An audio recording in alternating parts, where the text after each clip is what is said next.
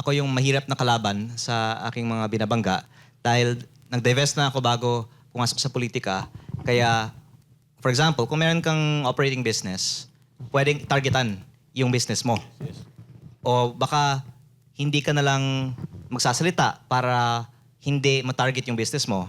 Pero the fact na binenta ko na yung business ko, tapos yung kinita ko, ipinamimigay ko naman, at hindi ko kailangan kumita pa, wala silang mahanap na leverage sa akin. Kaya siguro ako'y malayang magsalita. Sa tingin ko, Subukan. baka balang araw, lahat ng mga congressman pwedeng makasuhan tungkol sa saan napunta yung MOOE nila.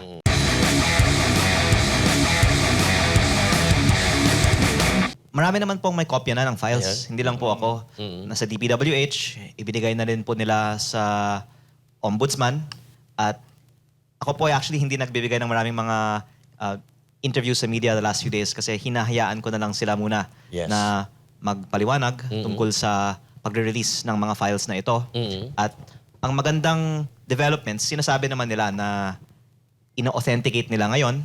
Kaya abangan natin kung sa mga susunod mga araw, may ilalabas na impormasyon ang Ombudsman o DPWH. Pero may mga na-post naman na din po ako sa Facebook na pwede ko naman din pong talakayin mamaya. So abangan natin yan. Abangan natin yan sa paglaon ng ating programa ngayong gabi. Makabang-abang to. Kasi Pero simulan natin. Congressman Leandro Leviste, is this your first time na maging congressman or nung 19th Congress? Ako po ay first term ngayon at 32 lang naman po ako. Mukha nga ako mas bata pa eh. Kaya actually. yung iba nga hindi makapaniwala na congressman na ako. Yes. So, doon sa distrito ninyo, before you, sino po ang congressman? Eric Puhain na ang kanyang asawa ay matagal na rin congressman. At actually, doon ko nga nakita na napaka-laki ang potensyal ng pagbago sa politika dahil sa aking distrito, 3 dekada, isang pamilya ang kinatawan ng unang distrito ng Batangas sa Kongreso. At hindi alam ng tao for all this time na may ganitong katiwalian sa DPWH.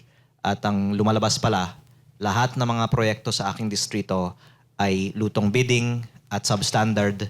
At dapat ngayong 2026, wala nang lutong bidding o korupsyon sa DPWH ng unang distrito ng Batangas. Kaya kayang-kayang gawin naman po basta yung congressman ay hindi kukuha sa mga kontraktor. Isa ba sa motivation mo kung nung tumakbo ka ngayong nung nakaraang eleksyon is nung nakita mong katiwalian ng 19th Congress? I can say that my initial reason is I saw the underdevelopment of the mostly agricultural First District of Batangas. Malapit lang sa Maynila pero konti lang ang industriya at akala ko ang government infrastructure tulad ng DPWH ang makakatulong para sa pag-unlad ng aking distrito. Pero nalaman ko nung ako'y bagong halal na para makakuha pala ng budget para sa aking distrito, kailangan ang mga taga-DPWH ay pipili ng certain contractor. At lumalabas, wala palang bidding sa buong DPWH. Kaya bagong halal pa lang ako, nakapasok ako sa ganitong mga discussions which led me to learn more about how it works in DPWH. Pero hindi pa ako ganitong ka-exposed sa gravity of the corruption until I actually ended up in Congress and learned more about it. So, you're saying na yung iyong mga nakikita ngayon is just the tip of the iceberg? Opo, yung nakikita ng publiko is the tip of the iceberg. Pero I think kahit na hindi naman binubulgar yung mga detalye, nasa imagination na rin ng publiko na ang buong gobyerno ay may mga traces of corruption. Pero ang actually advice ko sa gobyerno, maging transparent na lang tayo. Kasi pag may itinatago tayo, the public will only assume the worst. Kaya nga yung approval ratings ng gobyerno napakababa na ngayon. Ironically, kung ilabas na lang ng gobyerno lahat ng nakatagong impormasyon ngayon, baka mas tataas pa ang tiwala ng publiko. Kung napag-usapan na rin naman natin yung mga files at yung mga expose mo, no? Marami kasi tayo na nakikita ng mga comments ng ating mga kababayan. Ito lang ganito sa kanila, na nakita na natin yan. Dati marami nang bumatikos, pero pagdating sa dulo, tumiklop naman. How about you, Kong? Ito ba ay ilalaban mo hanggang sa dulo? Hanggat mapanagot yung tunay na mastermind, yung tunay na pinuno ng pagnanakaw na ito? Yung first leverage para hindi magbigay ng trouble ang isang congressman yung tinatawagang incentives Yeah. sa mga kongresista. Pero ako hindi tumatanggap ng aking sweldo, MOOE o bonus. Yes. Kaya kahit na hindi ako bigyan ng bonus, hindi ko naman kukunin. Pero tungkol naman sa budget para sa mga distrito, mabuti naman po at hindi naapektuhan pa ang aking distrito. At sa tingin ko dahil nanonood ang publiko ngayon sa alokasyon ng national budget, kung sakali may, for example, use of political leverage Yes. on withholding the budgets of congressional districts, then the government will really be criticized for that. And I hope that this heightened public awareness of how budget has in the past been used as a political weapon will ensure that it will not be used as a political weapon for any political activities this 2026. Kaya ang sagot ko po sa inyong tanong, I believe that in general, public awareness should support people in government to speak out more freely. Secondly, the fact that I do not have any need to benefit financially from my position means that there is less leverage on me. And also, it also helps na wala naman akong vulnerability in terms of past career in politics. Kasi baka ang dahilan na yung iba, tahimik na lang ngayon dahil gagamitin ang kanilang past as a leverage on them kung sila po ay magsasalita. Pero I guess ang problema ng mga binabangga ko ngayon ay masasabi ko po ito, wala silang maibato sa akin. Yes. Kaya Kumbaga, fresh na fresh yung, yung bata, Oo. ang in some respects din, pinaka makakapag-damage sa mga binabangga. Ayun, malinaw. Ito Oh, kung may nabanggit ka siya kanina na sabi niya walang benefits sa'yo. Okay? Simulan na natin dito yung alam kong ibabato sa'yo. Ito yung normal na ginagawa doon sa mga naglalabas ng baho, doon sa mga syempre tatamaan nito. At yung iba rito nga nagsisimula nang nadidinig ko na. Una, sasabihin nila, yan si Kong na yan, ano yan, may plano yan sa national position on 2028. Kaya kinukuha niyan yung the so-called Duterte votes. Ang sinasabi nila, Coach Yeah. Oli, magre-retire na nanay niyan. Yan na. Oo, yan ang papalit. Meron ding sinasabi na may handler yan. O yan, nagpapalaki lang yan ng pangalan. May sumusuporta dyan sa likod.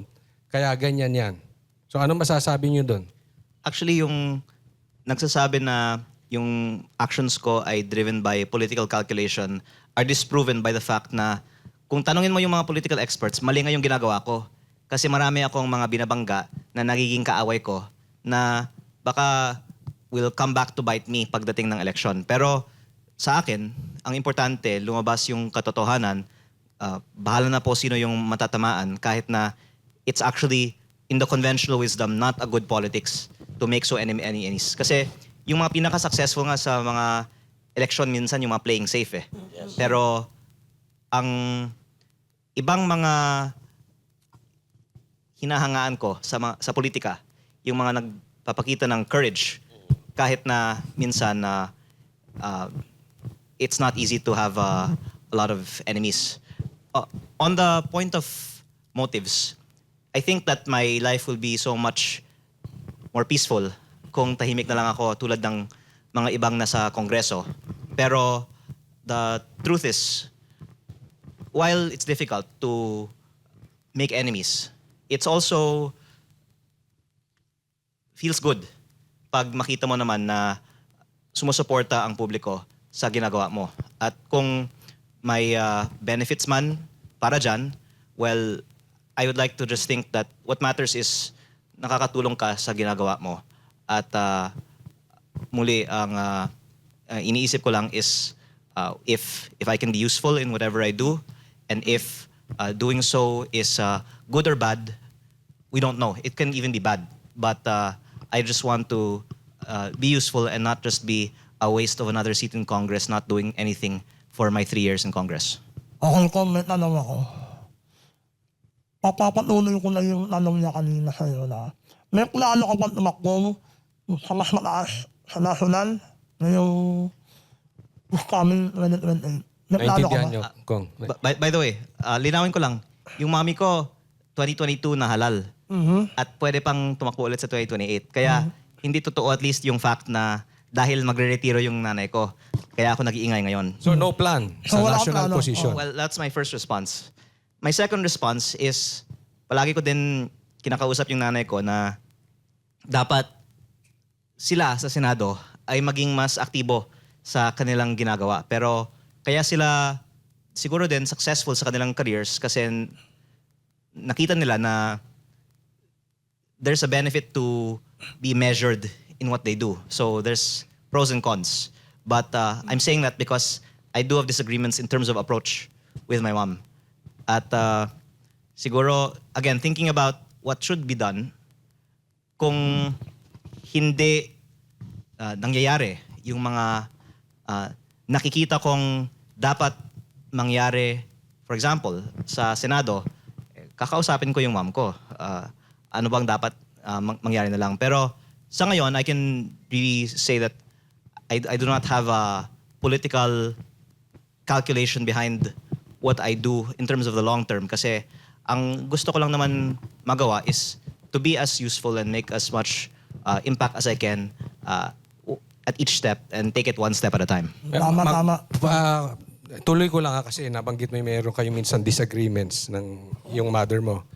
Ito bang patungkol dito sa files, pabor ba siya doon sa ginagawa mo o gusto niya itong ginagawa mo?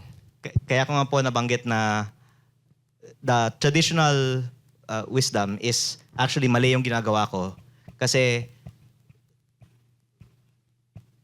halos lahat lumabas na nga po ng mga nasa 19th Congress ay tagged as proponents ng mga DPWH projects. Kaya nagkaroon na ako ng maraming kaaway. At sila ay hindi tumatawag sa akin kasi papangalanan ko sila kung tatawagin nila ako, possibly. Tumatawag na lang sila sa aking ina. Kaya actually, pag nadidiscuss ko ito sa ibang mga interviews, at this point, nagiging medyo emotional ako kasi ikinalulungkot ko nga po na maraming pressure sa akin through my mom na tumahimik tungkol dito. Pero hindi ko naman po sinusundan yung aking ina. Which is also, I think, why they shouldn't take it against my mom yung ginagawa ko kasi nakikita naman po nila na independent ako sa kanya. Pero ang explanation ko lang po is there is a lot of pressure and we do disagree on this. But nonetheless, itinutuloy ko po ang aking ginagawa. Para sa akin kung bihirain mo ganyan kagaya nyo nila Garhaga, ikaw, bihirain mo ganyan sa Congress. Sana mas marami pa kagaya nyo. Kasi ako matanda na ako, mas matanda pa ako sa'yo. Pero ngayon lang ako nakakita ng congressman na nakakatakaw. Mas nakakabata. Pero actually, I would like to salute the approach of my colleague, Congressman Barzaga. Pero ibang-iba yung approach namin. Si Congressman Barzaga, all out siya. Umatake. Opo, ako po, mas Chill lang, chill. May strategy. kina-calculate ko muna the best approach. At kaya din ko po ito binabanggit kasi hinihingi ko din yung patience ng ating mga kasamahan. Minsan, kung for example, nagtatanong sila bakit hindi ko pa ginagawa ang isang bagay, lahat naman po ay nakaplano naman. At I think pag mangyari na po lahat, makikita naman na may deliberate reason for why I do what I do. Sana bago matapos yung show natin, kahit pisil lang ng may ero kang mailabas dito na Bago. Oo, di ba? Bago, ano? Meron siyang na bago na pangalanan ang isang mataas na nasa Kongreso. Pwede, no? Pwede, no? Oo. Paring RJ. Kung natawag kasi ng pansin sa akin yung paggaling ka ng yung sa Nasugbo, ang dami niyo pong tarpaulin doon. And syempre bilang isang mamamayan, naisip ko, ito gastos na naman, pera na naman ng gobyerno to. And Sinabi mo sa iyong interview from I think Jessica Soho na hindi ka tumatanggap ng hindi mo kinukuha yung MOOE mo. So which is ito yung operational budget ng congressman na from 10 billion pumalo siya ng I think 17 billion. Can you explain about this? Actually, yung sa Nasugbu, taga saan ka ba? GMA. I mean, nakapunta ka Yes, sa Nasugbu. kami doon nagsuswimming. Nakita ko yung kahabaan. Tapos nandun yung opisina niyo, di ba? Hindi alam ng mga taga ibang distrito, alam naman to ng mga taga Batangas. Private property yun. Kaya nga. Oo. Yung parang aso karera, tama? Opo. So, may ongoing investment ako doon Yeah. Oh. sa property na may mga tarpaulins ko. Opo. Pero ang reason nga na interest ako sa development ng aking distrito is because yung investments ko nandoon at matagal ko nang nakikita na ang lapit lang sa Maynila, ang daming ang mga dumadaan ng mga turista at iba pang mga industry sa area na yun pero kulang ng development. At gustong-gusto ko na makita in my lifetime na mag-develop ang Western Batangas. Now, on your second question about the MOOE. Yes, yung yung MOOE. Sabi mo hindi ka nagbe-benefit. Opo. So hindi mo Kaya, tinatanggap. actually, ako nga yung pinakalugi sa Kongreso. Kasi yung personal funds ko, ang ginagamit ko para sa lahat ng aking district activities. Kasama din yung pinamigay ko na Noche Buena Pax sa bawat pamilya sa aking distrito. Nagbigay po ako in 2024. Tapos kahit na walang election, nagbigay din po ako ulit para sa bawat pamilya in 2025. Meron din akong program to give allowances to students at iba pang mga educational assistance. Lahat po ito ay mula sa aking Sarili mong pera. personal na contribution dahil I'm very fortunate na I'm 32. I sold my company when I'm 30. And part of why I entered politics was because I had this so much privileges that I didn't know how I can spend in my life, if not to share it with other people. And parang unbelievable ito para sa iba kasi Kasi nag-start ka ng business 20 kung hindi ako Opo, nagkakamali. pero parang very rare sa Pilipinas na ang mga yumayaman ay nagiging pilantropo. Pero sa US, pati sa Europe, maraming mga, lalo na mga naging batang entrepreneur na nung binenta nilang kumpanya nila or nag-retire parang si Bill Gates o ngayon si Mark Zuckerberg, pinamimigay nila ang kanilang mga bilyones sa mga foundations. At dito sa Asia, hindi pa lang siya mas common, pero for the same reason that in the West, ginagawa po ito ng iba, kaya inanunsyo ko naman na po na nilipat ko na rin ng malaking bahagi ng aking shares sa isang foundation na magbibigay ng perpetual na source of support para sa aking chosen initiative for education and disaster relief. This is all from my personal funds, and it's because I've been so fortunate naman to benefit from my business in my life that the least I can do is to share it with others. Itong mga pilantropo na sinasabi mo, they never entered politics. Why did you enter politics? Pwede ka naman daw tumulong.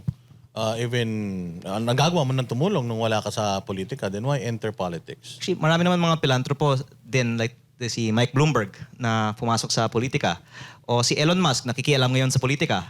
Actually, ang idol ko, si Elon, kasi yung advocacy niya is to lower government spending. At marami nga siyang mga bureaucracia sa US na gusto niyang buwagin. At hindi lang siya panagtagumpay kasi napakatindi ang resistance pag gusto mong buwagin ang bureaucracia. Pero ang napansin ko kasi, maraming mga negosyante na kahit na tayong mga hindi kasing laki nila, gustong maging kasing laki at matagumpay na negosyante katulad nila. Pero yung mga matagumpay naman na negosyante, nababoard din sa kanilang buhay. Gusto naman nila makialam sa politika.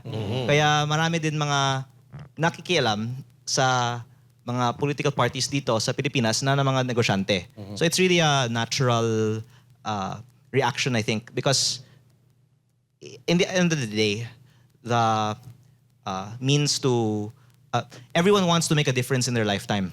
And to make a difference, it's not enough to be in the private sector alone. It also involves the public sector, of course. And in my case, wala naman sa plano ko nung 2024 na pumasok sa politika. Pero naisip ko in the middle part of the year, kaya not according to plan, I saw an opportunity and I did it. And I guess that's how I make a lot of decisions sometimes. It's to be responsive to the opportunities that I see.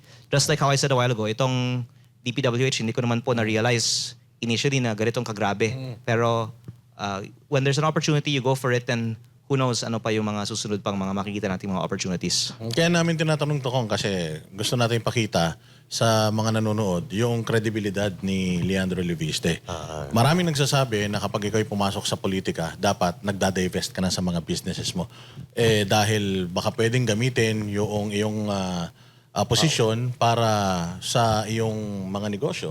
Maprotektahan ito. Kasi karamihan sa mga nakikita natin sa mga congressman, may mga in-expose na sila yung congressman tapos sila din yung contractor. Di ba? Tapos may construction company. Nagkakaroon ngayon ng conflict of interest. Ano masasabi niyo dyan? Kaya nga ako yung mahirap na kalaban sa aking mga binabangga dahil nag-divest na ako bago pumasok sa politika. Kaya, for example, kung meron kang operating business, pwedeng targetan yung business mo.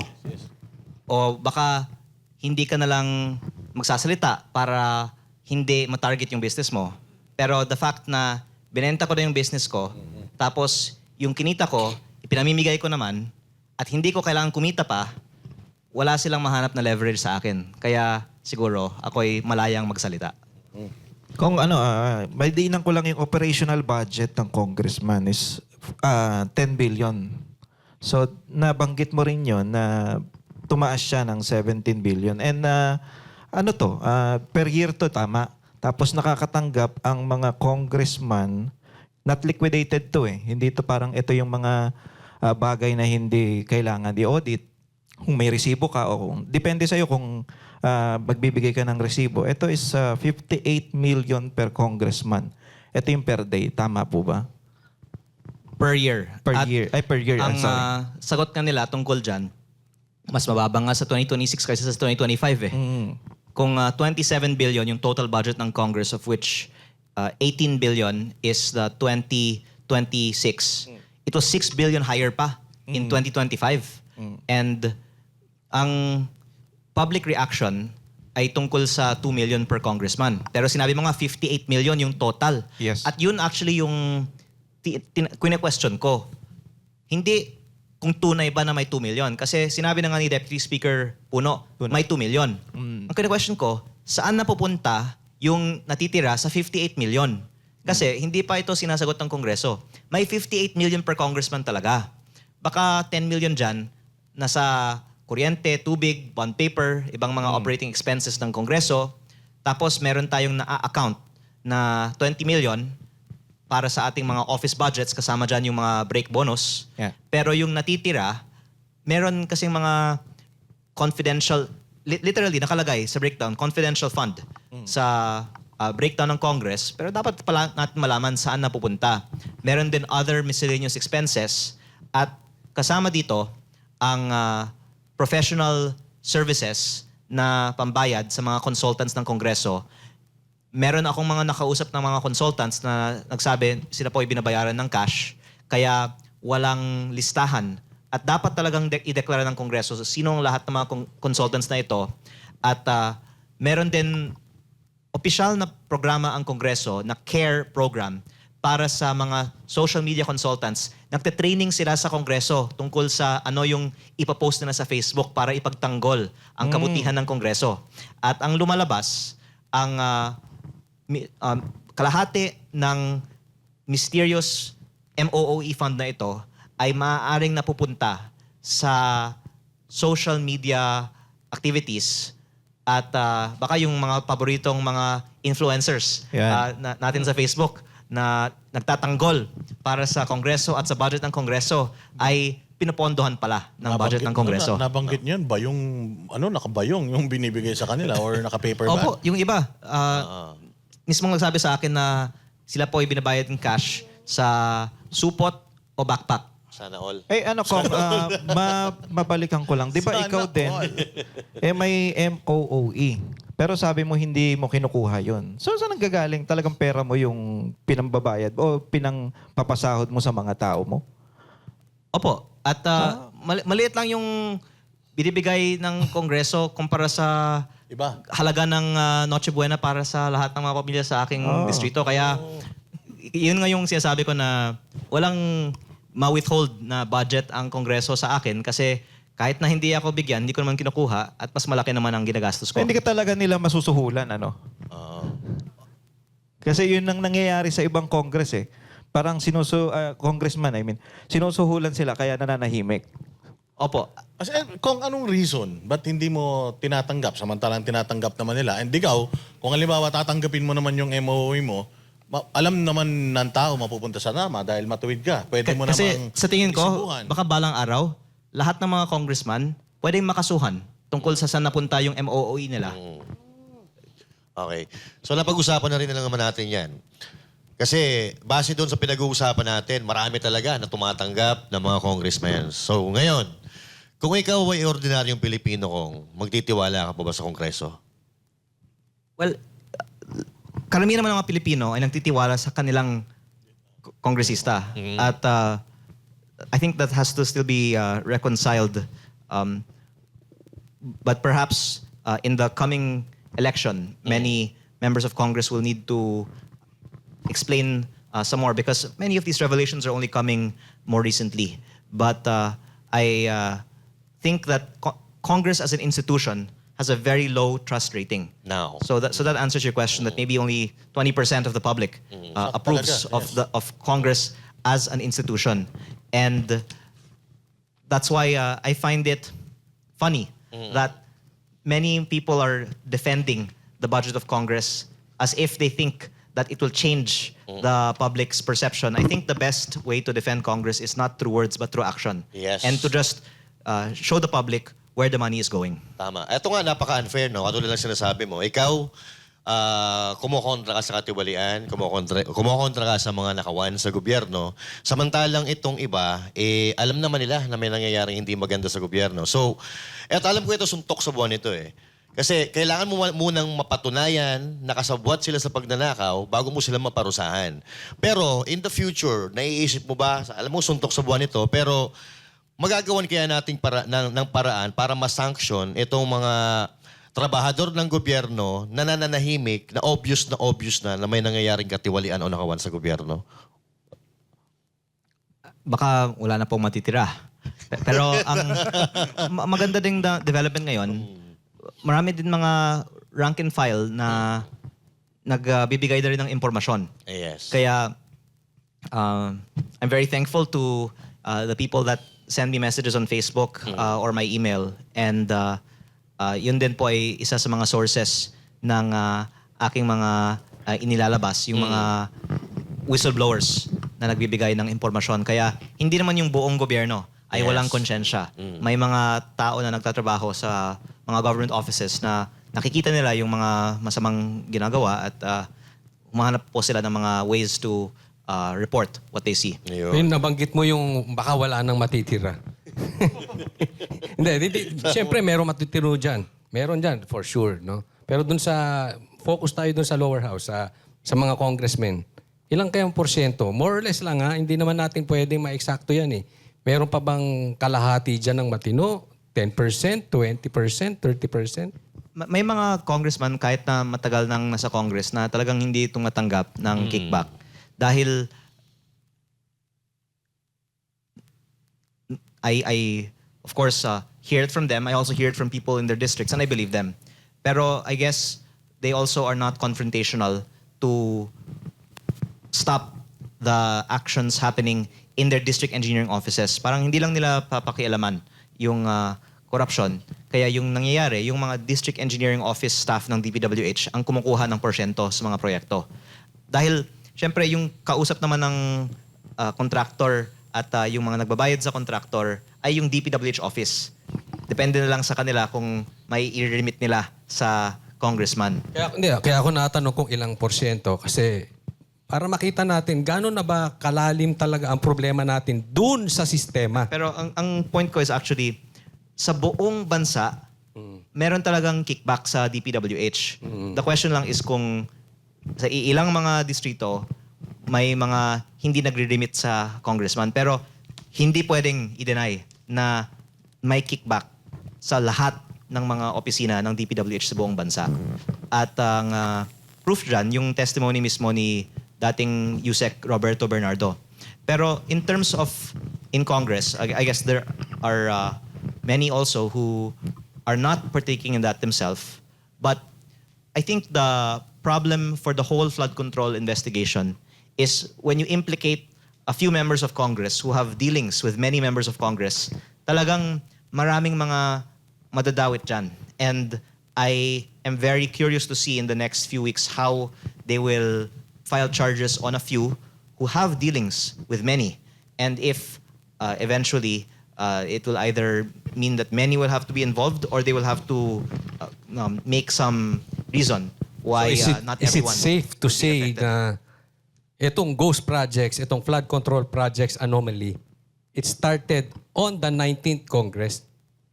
Ang sinasabi naman ay hindi pa ako napanganak at corrupt na ang DPWH, di ba? At ang difference lang was the amount. Nung araw, di ba, 70 million per congressman, 200 million per senator. Eh ngayon, baka times 20 ng mga halaga na yan. At ang nangyayari lang, lumaki yung buong government budget. Nung baka 2016, 1 trillion lang ang Yan. ang GAA. Tapos baka by 2022 naging 4 trillion ba? Pero umabot na sa 6.7 trillion ngayong 2026. At as a percentage of GDP, it went from 14% to now 22 or 23%. And the solution, I think, is just to lower government spending. But as long as there is no strong public pushback to it, the temptation is for whoever is making the budget to make the budget as big as possible. Because I guess you want to maximize what you can while you're in the position.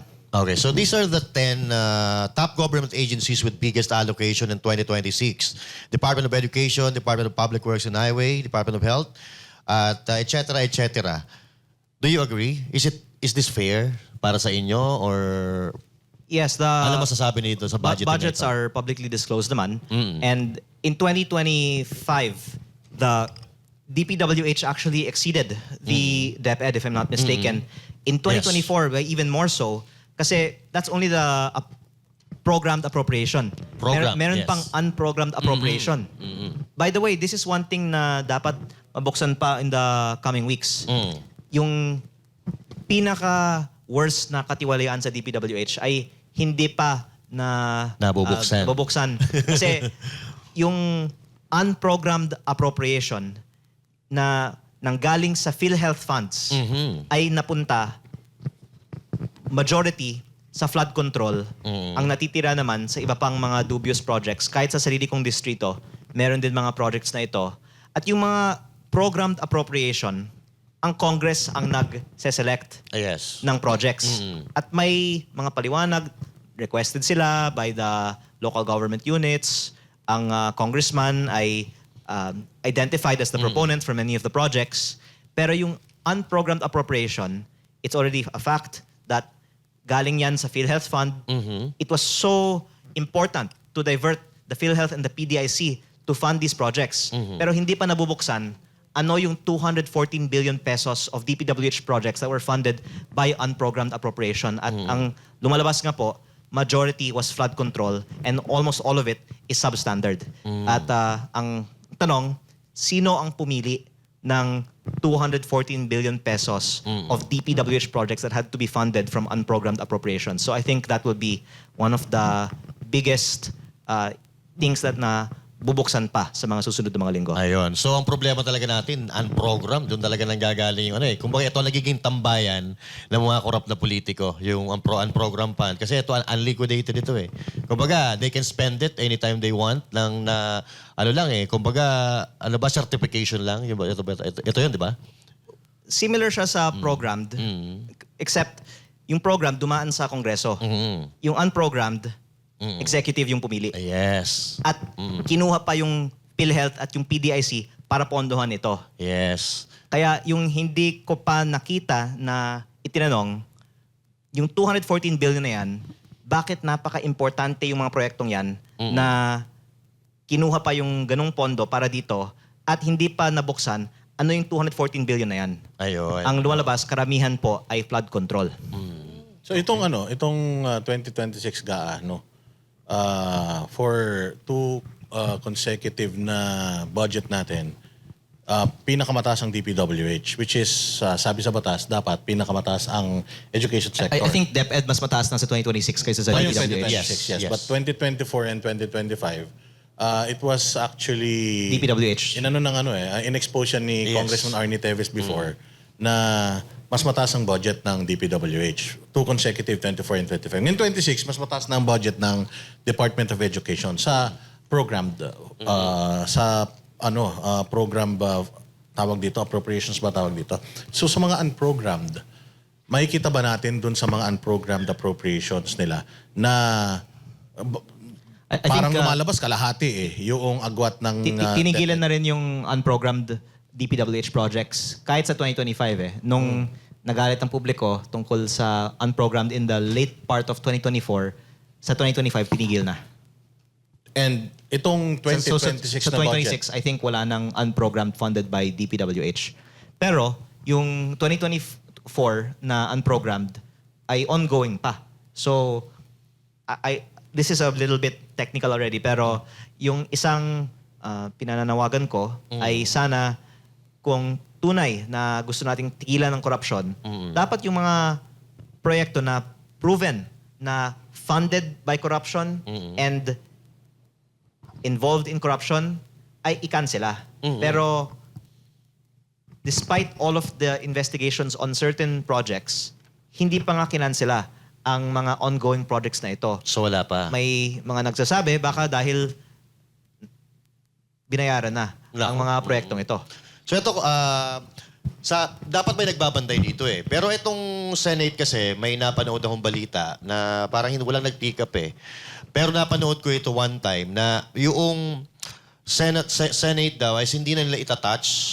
Hindi sila makikialam sa budget, ipapaubayan nila sa executive, no? At magtatayo daw sila ng parang oversight committee.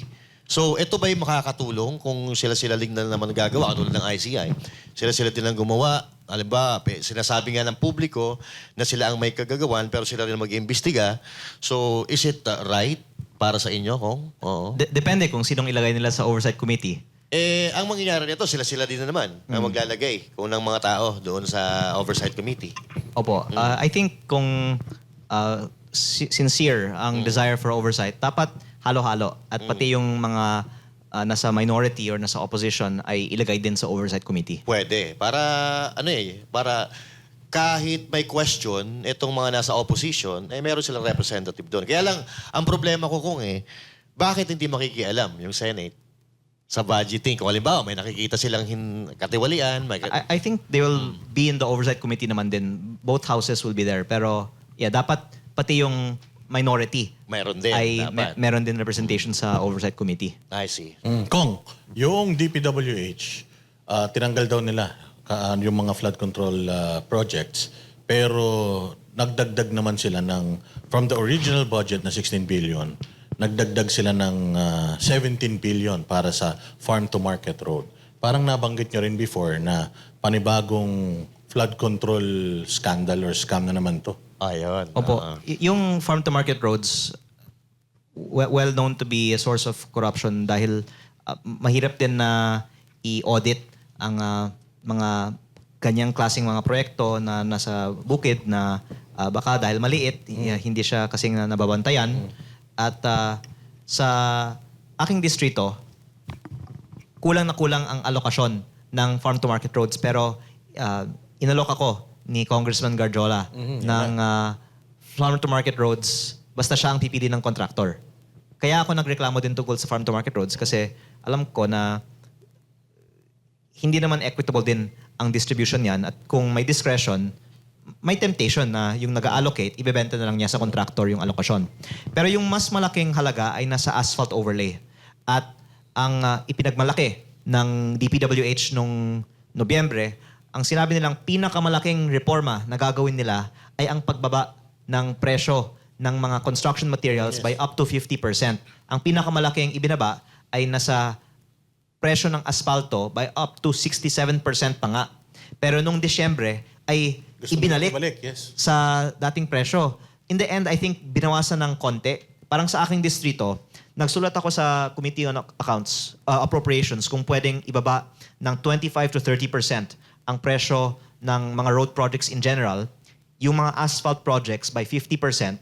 Pero kahit na nagsulat ako na ibaba ang presyo ng mga proyekto sa aking distrito, in-apply pa yung mas mataas na mga presyo dahil baka ayaw nila na may isang distrito na may mababa kumpara sa iba.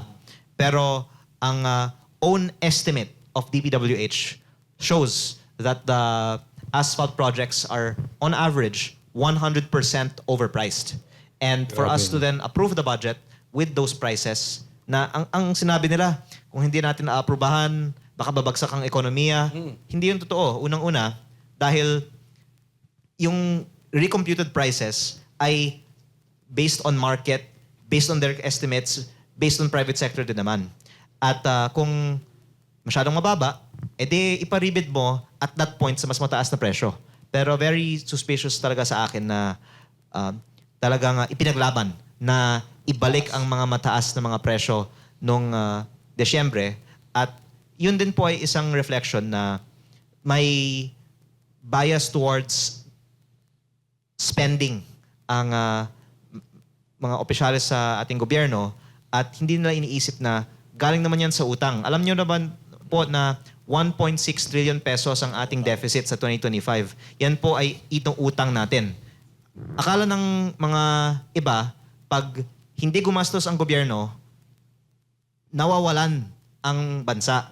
Pero sa makatwid kung ito ay farm to palace road. opo, hindi naman po libre ang mga proyektong yan eh. Inuutang lang natin ito.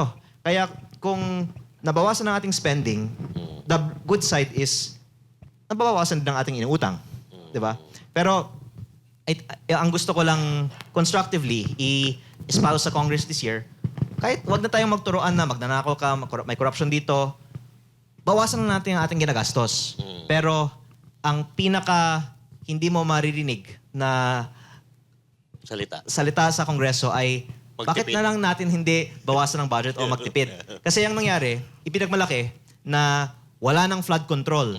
Yung 255 billion pesos, inilipat sa Tupad, AIX, MAIP, Farm to Market Road, There is. yung pagbayad ng 60 billion sa PhilHealth. Lipat lang. Pero yung initial budget naman, wala yung mga bagay na yan eh.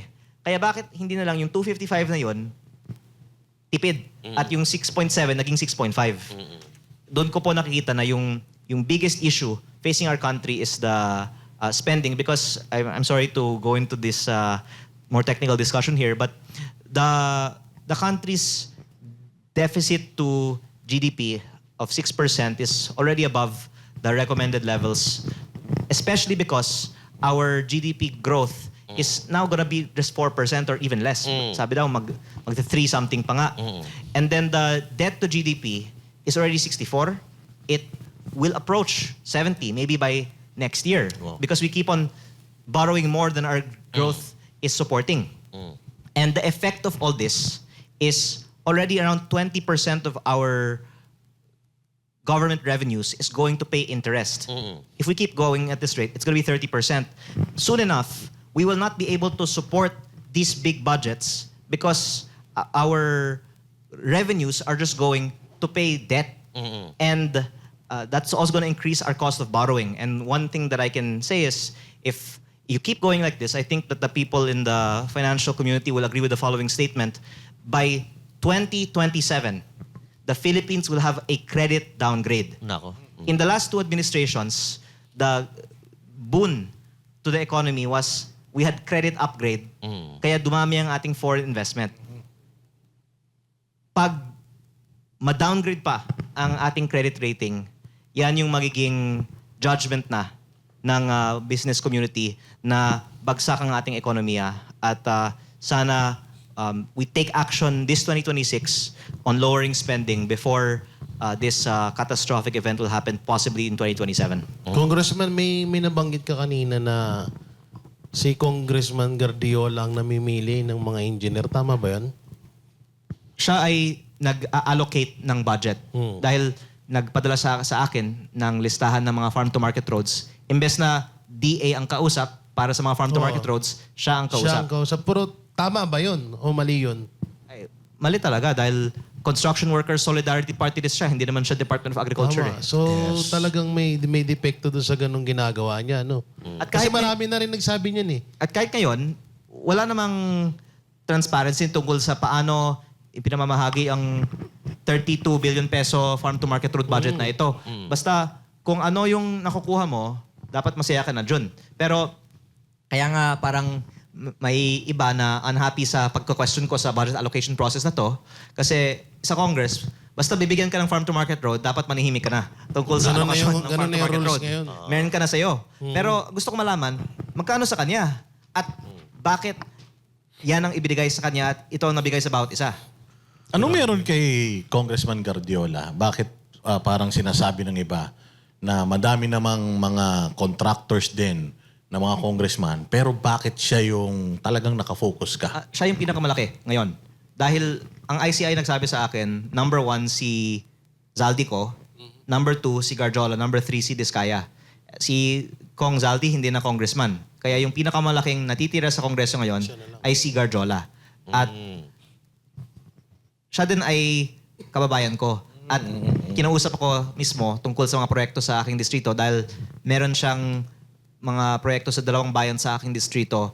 Isa doon, pinakiusap niya sa akin na ipapayag ang LGU na gawing asfalto over concrete treated base instead of straight concreting ng road.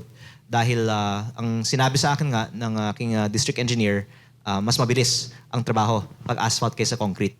Pero mabuti din kung ang ibang mga congressman at ibang mga contractors ay isasama din natin kung maaari po.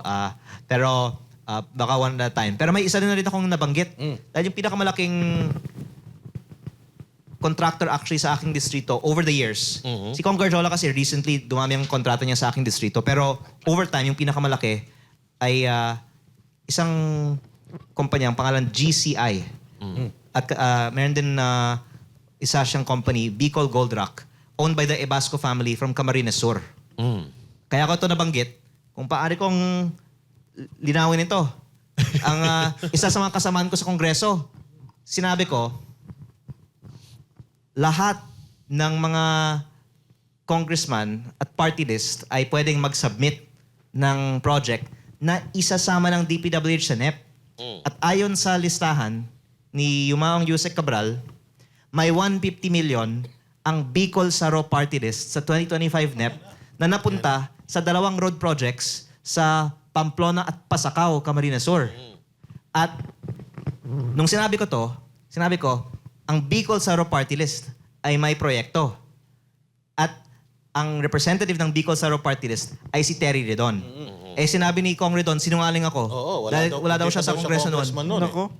Kaya dinivert niya yung usapan. Hindi niya kinonfirm. Pero ang sinabi ko, number 1, ang Bicol Saro Party List, which Congressman Redon represents in Congress now, ay may insertion. Kasi hindi naman yan insertion ng nominee eh. Insertion yun ng party list. Pangalawa, the point I'm making is, yung 2 insertion, yung buong insertion ng Bicol Saro ay napunta sa isang contractor, si Bicol Gold Rock, na siya din ang pinakamalaking contractor. Kung hindi po ako nagkakamali, humigit 40 billion pesos ang contracts nito sa Camsur. Mga 6 billion sa unang distrito ng Batangas. Isang contractor.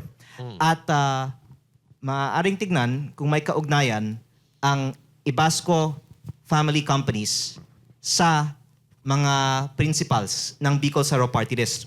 At just earlier actually, I saw si Congressman Nelson Legacion ng Camsur ay nagbigay ng speech tungkol sa Maharlika Highway going to Bicol. Yes. And mukhang maraming mga taga Bicol na nag-like ng kanyang speech. What do you say about Maharlika Highway, sir? Maharlika Highway, parang sungkaan. During the time of the Butas-butas yan? Butas-butas. Kaya nga, Parang mukha niya yan. Senator Sige, diretso. pag umuwi ako ng Bicol, mas gusto ko na mag-airplane kaysa mag-land trip. Kasi kawawa talaga sa sasakyan mo. Promise. Bakit Marami ang nagsasabi niyan. Kahit yung mga mga company na may mga mga tour company, ayaw nila kumuha ng mga client na papuntang Bicol. Totoo yan. Kasi sobrang lala talaga. Unlike before, ngayon nga, sira-sira na. Parang sa tingin ko, hindi siya nami-maintain eh. Wala na nga yung mga dating mga bypass roads na ginagawa, natigil yung iba. Yung maintenance medyo parang sa tingin ko hindi nagagawa rin eh. Alam mo, sasabihin nga ni Sir Jack eh, pag Ako ni- bumabiyahe daw sila dyan, Ito. pag bumabiyahe daw sila dyan, nagkakaintindihan na sila eh. Kasi, Actually, bumiyahe ako last year, March. Bago mahuli si Duterte. Siyempre, lumayas ako sa bahay. Makahulihin nila ako eh. Siyempre, maka-Duterte na ako eh. Kok lang. Pero bumiyahe ako last March. Gumaan ako ng, actually, hindi ng Bicol eh. Quezon. Mas malala yung Quezon. Akala ko, nung nasa Bicol na ako, nung nakalagay na welcome, nung Bicolan ko. Akala ko wala lang lugak. Times 2. Mas malala ang lugak sa Kamsur.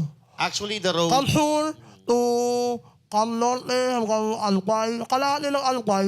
Lugak, kalahati. Pero, wag ka. Papasok ko lang sa Sorsogon.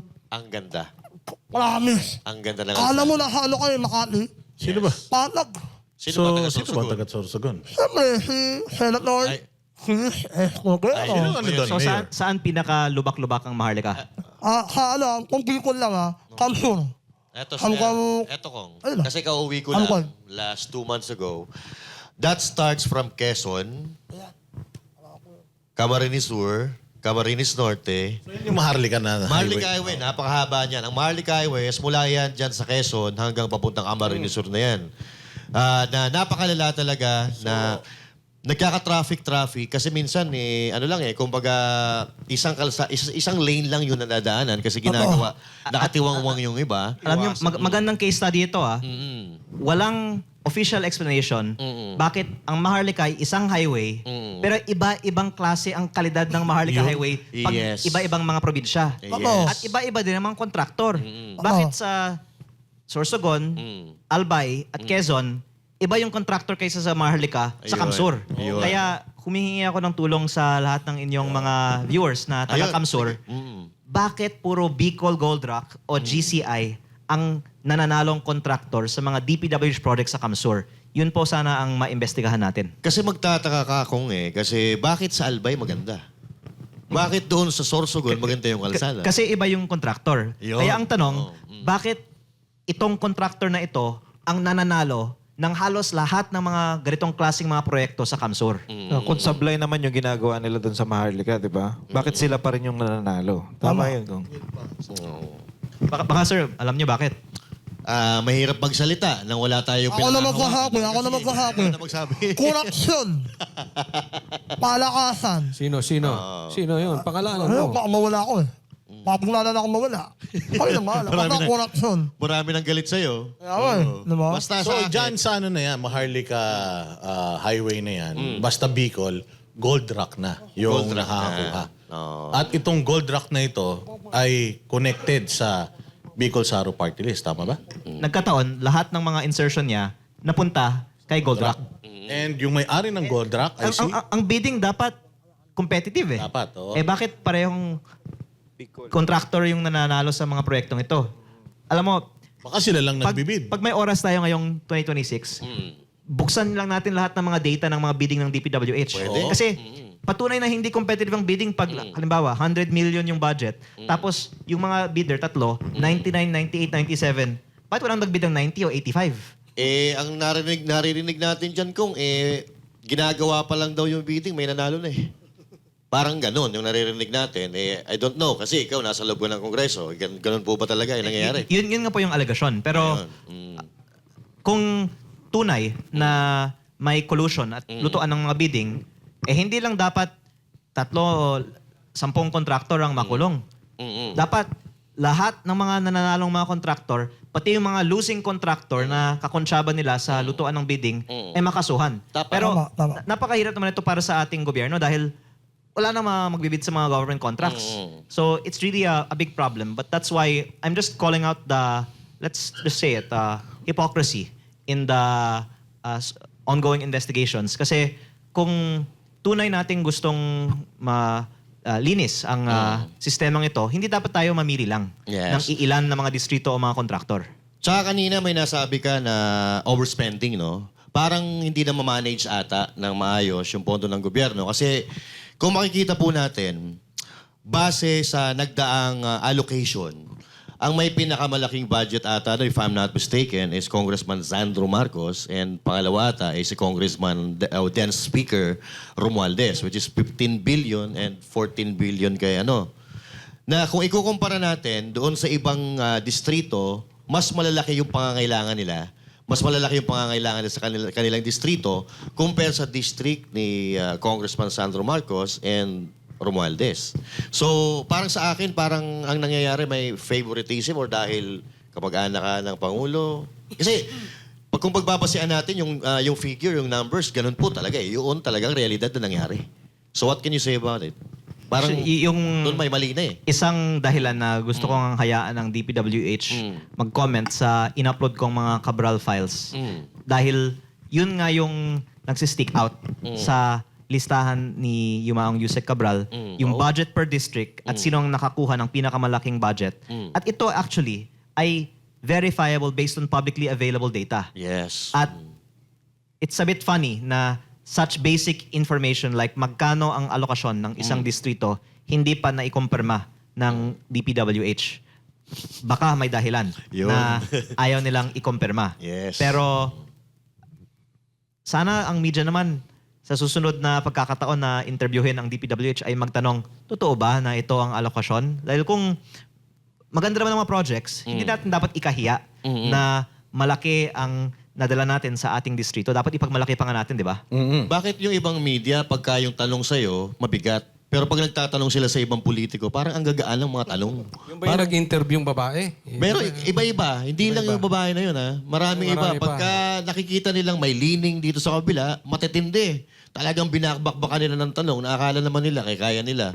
Eh, nakita natin yung interview ni Kong, talagang wala silang nakuha. Meron Hindi isang nila interview nakulos si Kong na parang pinalalabas na Duterte aligned siya or Yes. Duterte supporter siya. Sabi DDS daw siya. Ayun. Oo. Anong masasabi niyo doon? Kasi parang sinabi na wala bang Duterte dyan sa mga ine-expose mo or in-expose mo na mga listahan? Actually, yung funny thing is, baka kung may Duterte, gusto nilang ilabas yung listahan. Yes. Eh, nilabas yung listahan, Wala. walang insertion na nakapangalan sa Duterte, kaya ayaw nila sanang ilabas yung listahan. I have a few things to add. Number one, sa 2025 budget per district summary ng DPWH mismo, nandun yung allocable per district.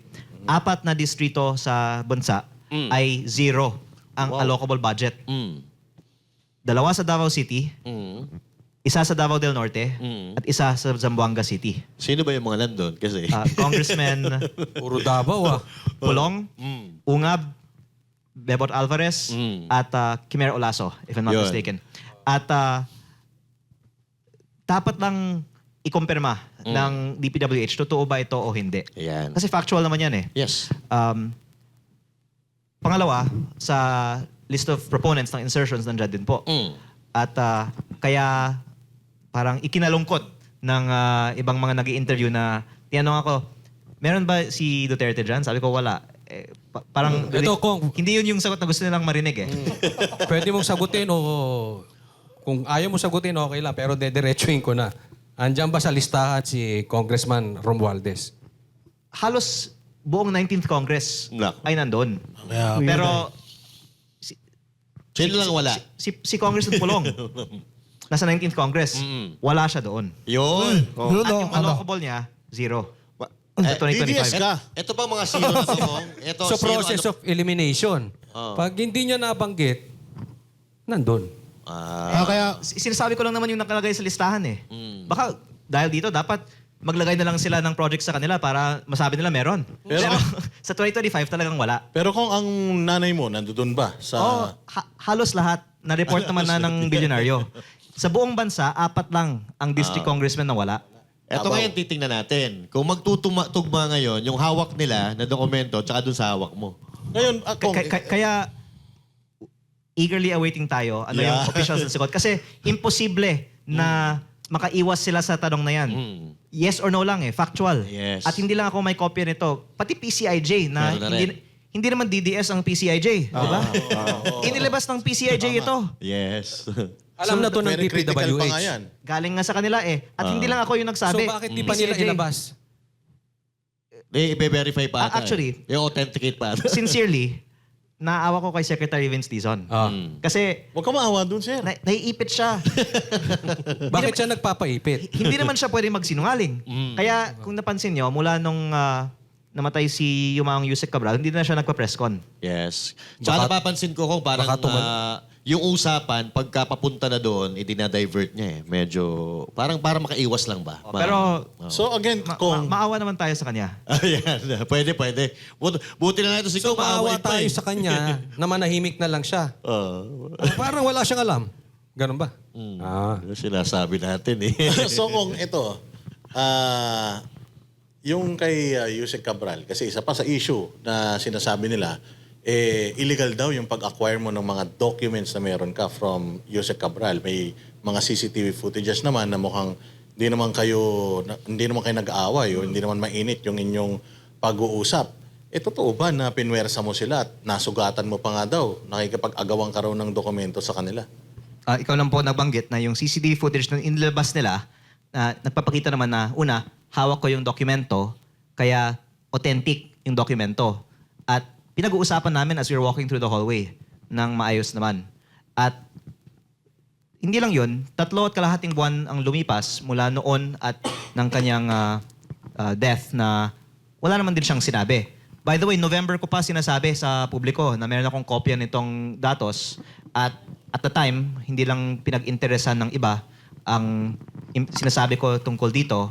Pero there was all this time for the DPWH to raise an issue with my possession of the documents, and only when I was challenging them to release it, did they then go and say that. And I think the public can see naman na mali naman na ang focus nila ay ang possession ko ng documents instead of them answering bakit hindi nila inilalabas ito. At hindi lang naman po ako kasi ang may kopya nito, pati ang iba may kopya nito. At ang nangyayari lang ay iniiwasan lang nila ang essential question, bakit hindi nila inilalabas ito? Kaya pala may interview si Ombudsman Boying Remulla na parang pinipitik ka niya dun na kapag may iba daw na tao naglabas ng Cabral files at sabihin daw na fake daw yun sa kanila, ay kalokohan daw yun. Parang kalokohan. Parang pinapalabas niya na ang pinaka-original files ni Cabral ay nasa kanya at yung mga nasa iba ay peke. Maganda kung tayo, kasama ng Ombudsman at ng DPWH, lahat mag-live. Ilabas namin ang mga listahan natin. Magko-compare tayo. Baka naman yung kopya ng DPWH pareho sa kopya ko. Tignan natin. Ilabas natin lahat. Paawa ka naman kay Secretary Dizon. Sabi mo nga. Yun nga, yung mabalik tayo dyan kay Sec Vince. Kasi may interview ka na sabi mo, nag-uusap kayo. Pero nung naglabas ka na ng mga document, biglang sabi niya na hindi parang hindi pa authenticated, hindi pa okay yan. Actually, May email nakakatuwa kang yung sagot niya kasi ang sinabi niya, hindi pa authenticated dahil hindi pa niya nakita. Oo, yun. Tama. Kasi nasa Paris siya noon Kaya hindi niya nakita kasi nasa Pero Paris ang siya. sabi mo doon, meron kayong pag-uusap and may mga nakarinig. May email Tama, exchanges kayo, di ba? May nainilabas ka. Pagkatapos ng September 4, nag-meeting pa kami. And then after that, may iba kaming mga conversations. And then, in-email ko sa kanya yung in-upload ko sa Facebook noong October 1. Okay. Tapos, sumagot naman siya kasama ng ibang attachment through his office. Kaya kung nga sinasabi na maawa na lang tayo sa kanya. Kasi, Ibig sabihin nakita niya kasi sumagot siya. alam naman natin na alam niya na totoo ang files na ito. Kasi ang PCIJ na nga nag-upload din ito Kaya hindi na lang siya siguro mag-comment tungkol dito Kung pa. ang nangyayari kasi dito, parang nagkakaroon ng laglagan. Opo, pero actually, between us, sadya ko pong hinahayaan sila na Okay. magsalita kasi let them weave together their own narratives. Yes. Kasi marami din mga inconsistencies. Una, sinabi ni Yusek Claire, let DPWH answer. Tapos sabi ng DPWH, hindi pa namin ma-authenticate dahil hindi pa namin nakita. Tapos sinabi nila, ibinigay na namin sa ombudsman. Tapos sinabi naman ni Assistant Ombudsman na mahalaga ito dahil maraming leads at bigyan nyo lang kami ng oras para i-authenticate ito at gagawin daw nila in private para hindi mag-fuel ng public speculation. Pero importante daw. Yan ang sinabi niya sa ANC this week.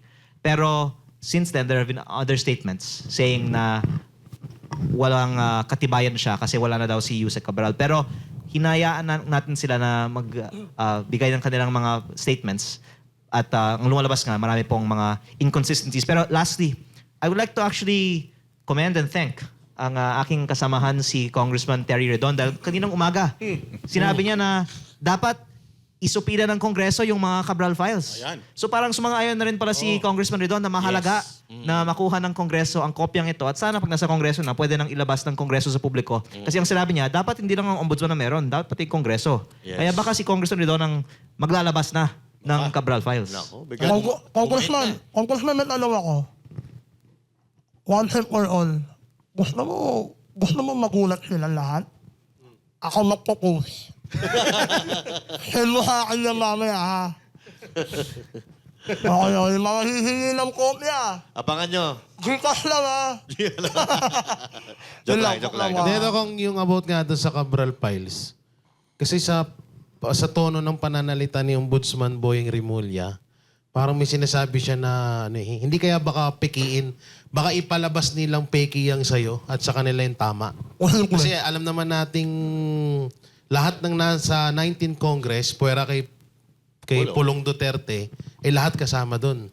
Hindi kaya yun yung iniiwasan nila na parang gumawa sila ng sarili nilang files at yung files na nahawak nila, yung sasabihin nilang original at yung sa'yo, pepekein nila.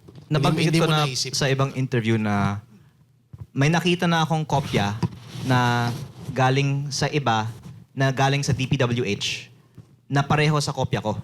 Kaya hindi lang ako ang may kopya at recently may mga nag-share na taga DPWH sa iba na pareho ang kopya. At pangalawa, the fact that DPWH spent these trillions of pesos is publicly verifiable. And wag naman tayong maniwala na pinondohan lang mga proyektong yun na walang mga proponent. Kaya ang tanong ko, mag-accounting tayo. Sino ang nagpasok ng mga pondong ito? Kung hindi yung sinasabi ng mga listahang ito na nagpasok ng mga pondong ito, sino? Wala naman maniniwala sa atin na si Yusek Cabral at si Zaldico lang naman nag-usap para sa alokasyon ng trilyon-trilyong piso, di ba?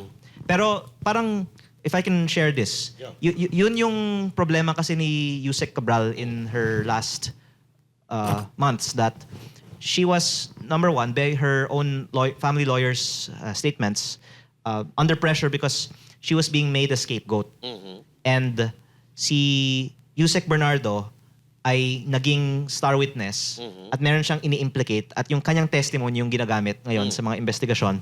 Pero hindi tugma ang sinasabi ni Yusek Bernardo sa sinabi ni Yusek Cabral. Yes. Kaya Yusek Cabral could have contradicted the statements of Yusek Bernardo, and she was actually offered to be a witness if she will implicate DBM Secretary Pangandaman.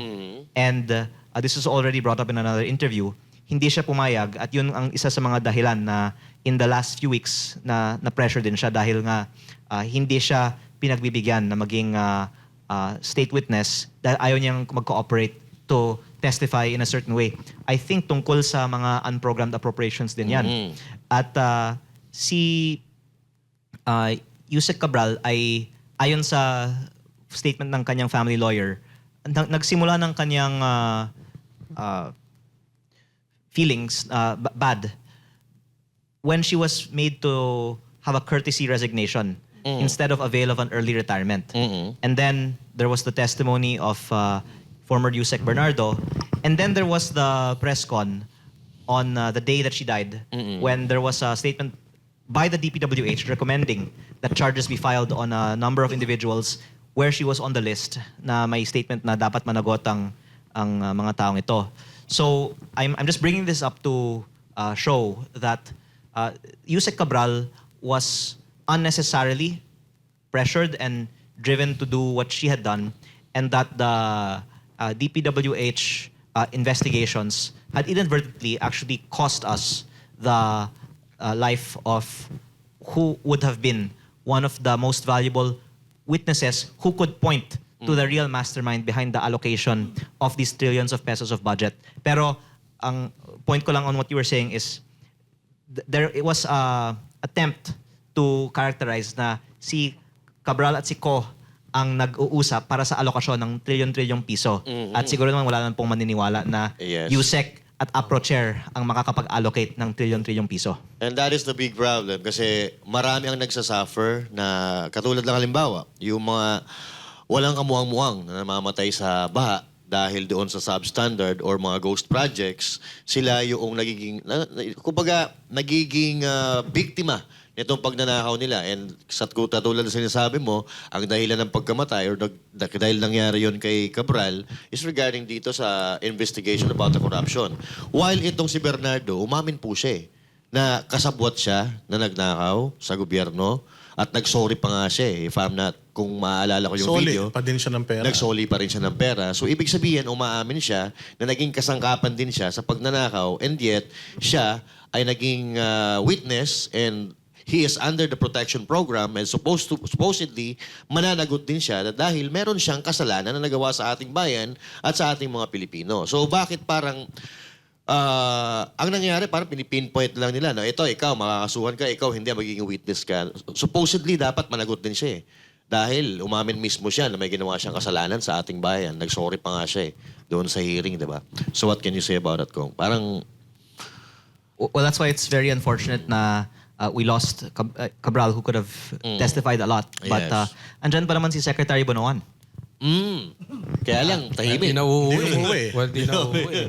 Oo. Wala na, hindi na Comment bumabalik. alam Pero ako, nag-recant. last na, kuro-kuro lang to may alam ako, personal to Goy mo ba si Cabral? Yun, oo. Tingin ko hindi naman. Dahil napakahirap talaga ng posisyon niya. Kaya, ang sinabi kasi, noon pa nag-attempt na siya ng suicide, di ba? Kaya, hindi naman unbelievable na nag-suicide siya. Kasi, naman namatay siya. Bakit hindi man lang nakapapulit yung lamay niya, o nilamay man pa, o ano ba siya? Hindi ba siya pinurol? Diba? Parang, paano malalaman na tao kung talagang wala na siya, diba? May mga pictures naman of the Hindi, event. nakablur May hindi naka-blur. Pwede mong Meron? Send mo sa akin. ma-search. Ano sa akin mamaya?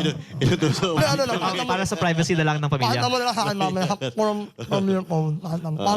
Para makatulog na ako. Hindi, makatulog na kayo Ayun. Kasi marami nagtatanong kay Pero Sir. seriously, all the more we should value the life of Secretary Bonoan. Habang buhay siya, sana sabihin na niya lahat. Yes. Kung buhay, parang may mangyayari sa kanya masama. Parang may malalaglag Parang yung sinabi mo ko, parang may masamang mangyayari.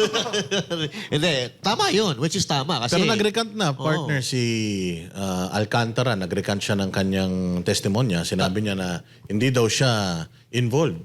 Oo, pero marami silang mga binitawang or inilaglag na mga senador. At ngayon, yung ibang mga senador na yan, nag-ano na, sinasagot na nila yung mga kasong isinampa sa kanila. So ano masasabi mo doon, Kong, na bakit parang Senado ang inaatake nung mga testimonya nung mga taga-DPWH? Bakit hindi Congress? I think the evidence is also one of the basis for what they can go after, no? Kasi yung mahirap talaga in implicating someone is not just na may insertion sila, pero tumanggap sila ng pera. At kung sino yung tumanggap ng pera kay Bernardo o kay Alcantara, yun yung mabibuild nila ng case. Now, I don't know who else Bernardo or other available witnesses can point to that they gave money to. But I think it's more a question of sino yung mga tinanggal sa mga testimonya nila Bernardo or nila Alcantara na maaari sanang isama pa. Ang problem kasi dyan, Kong, yung credibility nito ni Bernardo, paiba-iba ito ng statement Yes. So yun yung Parang nakikita apat na beses nang apat na nagbago. beses na So yun na nakita namin na parang ano to, Minamanipula. nililigtas mo ba yung sarili mo at nagtuturo ka ng iba? What do you think Or, about that? nililigtas niya yung Yun dapat. yung talagang Yung mga amo niya. mastermind. Mastermind. Do you think, sir, meron siyang pinagtatakpan dito? Marami naman na pong mga spekulasyon tungkol sa mga natanggal sa listahan. Kaya nga yung listahan ni Yumaong Yusek Cabral ay mahalaga dahil maraming may kopya nitong listahan. Kaya hindi pwedeng basta-basta magtanggal dito. At yung isang pahayag na tungkol sa laman nitong listahan, I'm sorry to bring this up, is may nabanggit ng at least 5 cabinet secretaries na may allocables. Hoy, Ako, para may nahulaan ako kung sinong sekretary yan. Sige nga, Sa inyo rin galing yan. Imposible At least daw 5 yan eh. At least 5. At least 5. Ilan ba yung nag-resign? Hindi, yung at least 5 na to, nasa gobyerno pa sila eh. Hanggang ngayon? Oo. Diba So yan? yung mga nag-resign or pinag-resign, wala doon sa At least 5 eh. Kaya baka kung isama mo yung mga resign, 6 or 7. Kaya at least 5 ang may allocable. Okay, gawa ka. Gets. Which is illegal ba ito? Maitim ba ito? At least 5 eh. At Iba-iba. least 5. Kasama yung mga nag-resign, at least 7, sabi ni ano eh. Pero di ba, Congressman, naipasa mo na rin yan kala Kiko Barsaga, kay Lako. Elijah, yung files na yan. Opo. Yun yung nakita ko sa post Dinenay ni ano, At ipapasa ko din kay Jack. Ipapasa mo rin ngayon Yun. kay Jack. Pero ito, seriously Kong, since marami nang nakakalat na yung files na yan, at sabi mo, hindi rin pwedeng i-deny ito ng DPWH. So hindi man tama yung ilalabas ng ombudsman at sa inyo, ibig sabihin, talagang meron silang gustong pailalim na galaw dito. Kasi hindi tatama. Okay. In short, dapat siguro itulak natin ng itulak to, hindi ito mamatay, kontakin nyo lang kami Banat Heroes. Araw-arawin namin to kasi kailangan lumabas to eh. Importante lumabas kasi hindi na nila ito madi-deny since marami nang may hawak. At tama din na, as you said, the public pressure is important para sila yung maglabas. Dahil kung ilabas ko, sasabihin lang nila, peke. Ngayon, kung ilalabas nila at buo, salamat.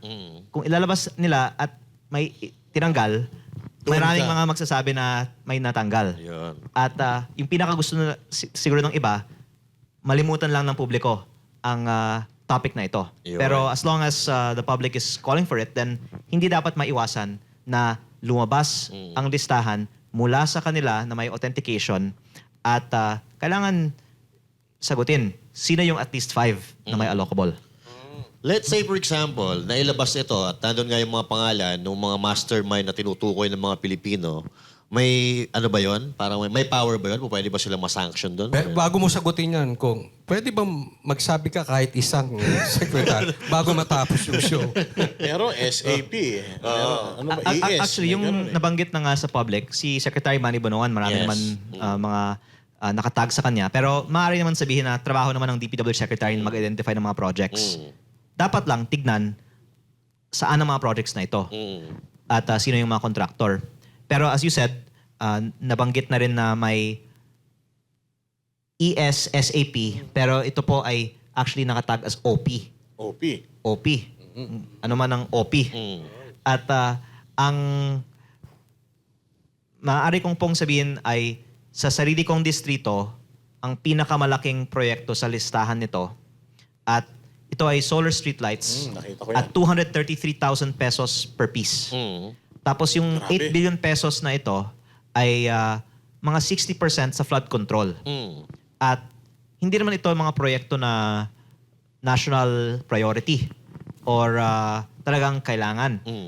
Maganda naman yung mga streetlights sa Yung mga cat eye, sa bayan ko. ano. Pero dahil sa presyong yon, imposibleng walang kumita Yun. sa mga proyektong ito. Kaya I'm just asking for some explanation paano napasok sa DPWH budget ang 8 billion pesos na mga proyektong ito na in my case may overprice at Overpriced by how much? baka 5 times. Grabe. Dahil 233,000 per streetlight eh. Tapos, mura lang yung sa Shopee Jackpot. Mura lang sa Shopee yan. ang malupit pa doon, I think, 1.5 lang yun eh. substandard yan, Kong, di ba? Kasi nadadaanan ko yung mga unang gawa dyan eh. Wala nang ilaw yung iba. Yan sa may, yung Cat's Eye o yung Yung street Cat's light? Eye. Yung Cat's Eye, iba pa yun. Mura lang yung cash ay. Yung, yung street lights na nakatayo, bago. Yun yung bago. Yun kaya maliwanag na doon. Alam nyo, kasi ako taga Norte ko. Proyekto yan sa Norte, yung mga solar street lights. Doon yan nagsimula. Kaya nga kung inano ko lang, kinokonekta ko lang kay Kong yung sa kanila na solar street lights din. Tapos nakatag as SAP, ES/OP. Kayo nang bahalang mag-connect. By the way, Norte ka. Gusto ko Ilocos pong Norte. depensahan si ES at si SAP dito Parehong nagpahayag na hindi kanila ang mga proyektong ito at naniniwala ako sa kanila. Si ES, dating Chief Justice, hindi naman yan makikialam sa mga alokasyon ng mga street light. Alam niya yan Oo. At sabi niya, dapat investigahan natin to. Kung guilty ka, sasabihin mo ba, investigahan ito? Tapos si ISAP, sinabi na niya, hindi siya. Kaya kung lahat naman nagsasabi na hindi sila, Sino? anong kinakatakutan natin na investigahan natin? Paano nakapasok sa budget yung 8 billion na ito? Pero kung tandaan mo, walang kriminal na umamin. Pero maganda na sinabi nila, investigahan natin. Tinay sila at sinabi investigahan. Nabanggit niya yung ES, SAP. Yung OP. Tingnan natin yung sagot. Hindi pa nagdi-deny, ha? Wala pa. At Basta, no malice. The point is, the projects are there. May mga anomalya. At hindi nakakapasok ang mga ganyang kalaking proyekto na walang nagpasok. Kaya dapat natin malaman, baka naman may isang staff lang na nagpasok at kinumbinsi si DPWH na ipasok. Alamin natin, sino ang nagpasok ng mga proyektong ito. lahat ng ito ay malalaman natin kung iimbestigahan talaga ito. Pero kung mananatiling tikom ang bibig ng ilan sa mga nasa gobyerno, wala, hindi malalaman ng mga kababayan natin kung anong totoong issue na to, kung anong sagot dito sa issue na to. Tama? So ito, before, ang pinag-uusapan lang natin, flood control projects. Pero ngayon, lumalabas, hindi lang dyan may Marami issues. pa, no? Oo, meron pang issue sa rock netting, sa Farm to cat's eye, market road. farm to market Sa road. DOH meron din. Oo, pero ito, DPWH lang ito. Sa Department of Agriculture, sir, meron po ba kayong nakikitang corruption? Sa lahat naman ng mga procurement, meron. Hindi lang naman sa infra, pati sa farm input siguro. Pero ang lumalabas, pinakamalaking capital outlays ay sa DPWH. Kaya nga, yun ang pinakamalaking budget dahil parang na-centralize na yung corruption sa isang ahensya. Pero tama ka po, hindi lang DPWH. In fact, ang estimate on government corruption is over 1 trillion pesos per year. Baka 40% of that is on government expenditures and then maybe 20 to 30% of that is on revenues naman, which means BIR and customs. And of course, smuggling is always a big source of corruption. So hindi po ako expert dyan, pero baka sa agricultural sector, mas malaki ang corruption, not in the DA spending, but on the agricultural smuggling. Pero meron din malaking corruption sa regulatory capture. Kahit na hindi ka nag-spend ng government funds, sometimes you can recommend an appointee to lead agency, or you can cause the resignation of an appointee, or you can influence politicians in a political party to advocate for a certain legislation to favor a private interest. So, marami po pa ang mga possible corruption at ang sinasabi nga po, ang pinakamalaking problema ng Pilipinas ay ang oligarkiya. Mas malaki pa kaysa sa corruption sa gobyerno. Pero sa ngayon, yung focus ay yung DPWH. Yung soft pork na sinasabi ni Senator Amy Marcos sa 2026 GAA, anong statement at comment nyo dyan? Personally, I think mas worse yung DPWH kaysa sa yung ayuda. Kasi yung ayuda at least dapat mapunta sa tao. Pero meron din mga reports na yung ayuda ay kinakaltasan din. So good to also do a study gaanong kalaki ang kinukurakot sa mga AIX, mga tupad, mga MAIP. Meron din pong mga reports na may mga kickbacks para sa alokasyon ng MAIP sa mga hospital. Kasi yung AIX at tupad, baka 5,000 per beneficiary on average yan. Pero yung MAIP, baka umaabot ng hundreds of thousands for a medical assistance patient. Kaya mas madali siguro mangurakot sa MAIP. Kaya good to also study that. Sinasabi nga, ang DOH ay isa sa mga pinaka-corrupt din ng mga ahensya. Grabe. Itong soft pork na tinatawag ni Senator Amy,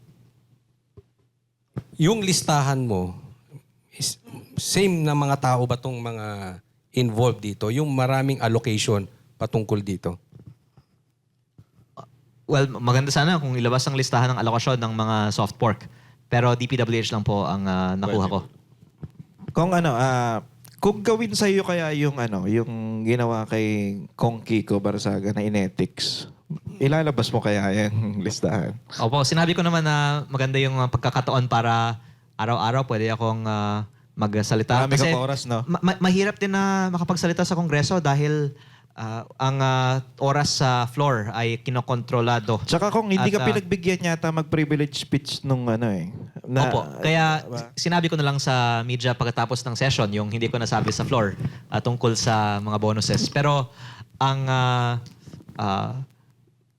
pag-file ng kaso sa akin will be a good opportunity para araw-araw meron akong opportunity to share more about what I know about Congress. Okay, kaya wala pa siguro bonus- nagpa-file. Yung mga Itong bonuses ba na yan, lahat nakatanggap? Alam mo, may mga hindi nabigyan at sila pa yung in-interview. Kaya baka yung mga nabigyan ayaw magpa-interview. So, hindi... Pero mabuti naman may mga na-interview na umamin meron. Pero Yes. pang additional funding for Christmas requirements. hindi lahat nakatanggap. Ang next question ko, tutugma rin ba ito doon sa mga sinasabi ni Kong Chanco na nabigyan din doon sa pumirma nung impeachment, tinutulak itong impeachment kay BP Sara? Well, siya na ang nagsabi na hindi siya binigyan dahil hindi siya pumirma sa impeachment. At yung bigger point ko nga on the 2 million is that it is 58 million on average. Yes. Kaya kung 20 million lang ang nakuha ng isa, baka 78 million ang nakuha ng iba. Di ba? Yung 2 million ba kung nakuha mo? Yung Christmas bonus? Hindi ko nga kinukuha mula sa simula pa lang. Saan kaya napunta yun? Kaya yung pinicture ko is from October pa. Kasi nung October, sa araw ng botohan ng budget, pagkatapos, yung bigayan ng mga Bigayan? cheque ng 1.5. Okay. Balikan natin yung cheque. Meron lang kaming gustong klaruhin, sir. Kapag ka ba nasa listahan ng files ni Cabral, guilty na? Hindi. Mabuti nga kung ilabas natin para pwedeng ipaliwanag natin yung mga projects natin. At kung wala ka namang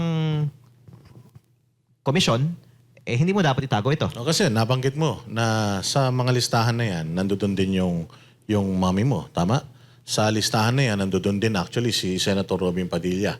So, hindi naman ibig sabihin na kapag nasa listahan na ito, may ginawa ng kabulastugan. Opo. Tama? Pero maraming mga senators na nagalit dahil lumabas yung listahan para sa kaya kaalaman ng mga senador. klaruhin nyo na. Hindi ako yung nagbigay kay Bilyonaryo. Si Bilyonaryo yung naglabas galing sa kanilang source. Pero nasa Bilyonaryo naman po yung di umano'y alokasyon ng mga senador na tugma naman sa nasa akin. At yung mahirap lang sa pag-identify ng connection ng senator to insertion is walang distrito yung senator.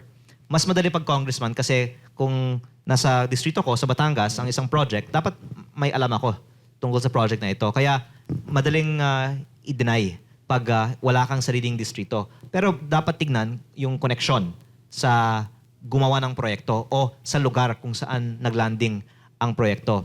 Pero yung pinaka-tight na case na pwedeng gawin ay pag may connection talaga yung contractor sa proponent. Kaya nabanggit ko din si Kong Garjola kasi yung mga projects na nakalist sa file ni Yumaong Yusek Cabral ay napunta sa mga kumpanya ng pamilya niya. Kaya kung gusto mag-sample ang gobyerno ng mga unang makasuhan, hindi dapat yung mga nakakuha lang ng ilan-ilan na mga proyekto na ang alegasyon, kumikbak sila sa contractor. Dapat ipaliwanag ng gobyerno, bakit hindi natin isama sa unang batch ng kaso yung mga mismong contractor para sa napakalaking halagang mga proyekto. Pwede bang pakipaliwanag din natin kung sa mga nanonood, yung kasi may nilabas din yung bilyonaryo actually na isang report na sino ang may pinakamataas na requested na projects. Masama ba ito na kung ikaw ay napakarami mong request na project? Yung krimen ay pag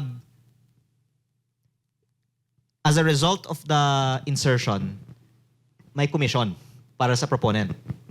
At kaya yung mga kinakasuhan ng ombudsman ngayon ay yung mga itinuturo ni dating Yusek Bernardo dahil ang alegasyon nga ay nagbigay siya sa kanila. Hindi natin alam kung or totoo hindi. ito, pero yan ang alegasyon. Mapapatunayan, Yan ang kailangan na laman ng kaso. Kaya ako po pinapoint out yung mga congressman na contractor na proponent sa sariling mga proyekto kasi yun, hindi nila maitanggi na napunta sa kanila yung pondo ng proyekto kasi sila nga ang may-ari ng contractor. So, conflict of interest. Kaya kung hindi kasama ang mga katulad ni Congressman Garjola sa unang batch ng mga kaso, then talagang it will give me doubt on the process because I think the easiest case to build is on the proponent who is the contractor for their own project. Tama ka doon kasi 'di ba sabi mo kanina, una si Saldico, pangalawa si Guardiola, tama Guardiola, at pangatlo si Diskaya sa may alam diyan sa isyung yan. So naunang kasuhan si Diskaya at si Guardiola ngayon parang hindi nila papaimbestigahan. Pero in fairness naman, na-freeze na rin ang accounts niya. Oo. At I hope na may isasama siya sa next batch. Kaya din, hinahayaan ko sila muna na gumawa ng kanilang trabaho, awaiting that they act on that. But pinakamadali dapat na gumawa ng kaso sa mga congressman na contractor sa mga proyekto na sila ang nagpasok sa budget. Kung sa pagiging emotional mo pagdating sa nagpe-pressure sa sabi mo nga hindi ikaw pinupunterya which is yung mami mo nga. Ano to, may na ba? May parang death threat na ba na instance? Kaya medyo nagiging emotional ka sa mga nangyayari pag ini-interview ka.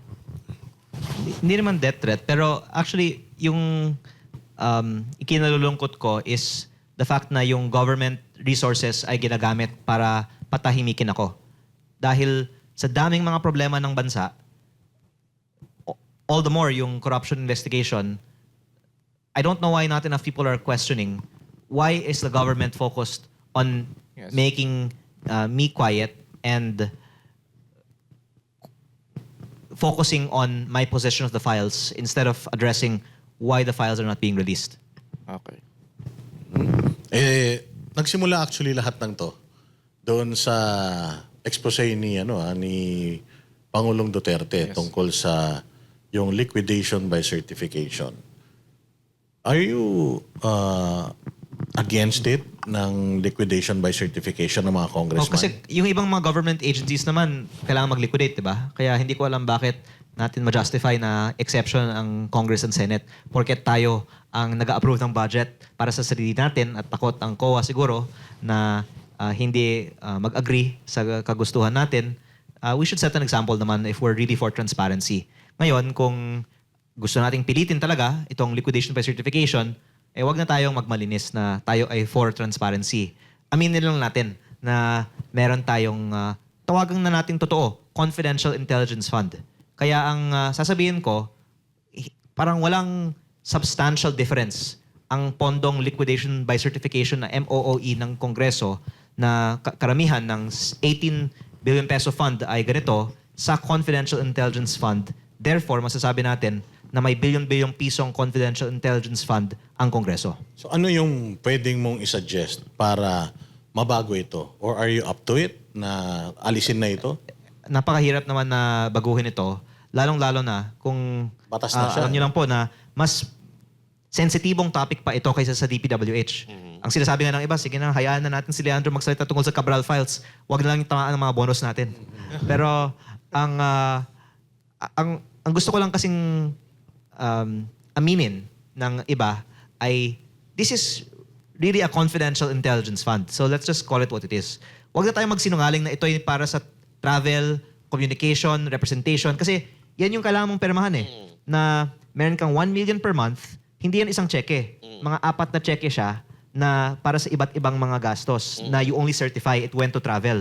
Eh hindi naman umaabot ng 200,000 pesos per month yung communication or transportation expenses mo Yes. 'Di ba? So aminin lang natin, it's 1 million peso confidential intelligence fund per congressman per month.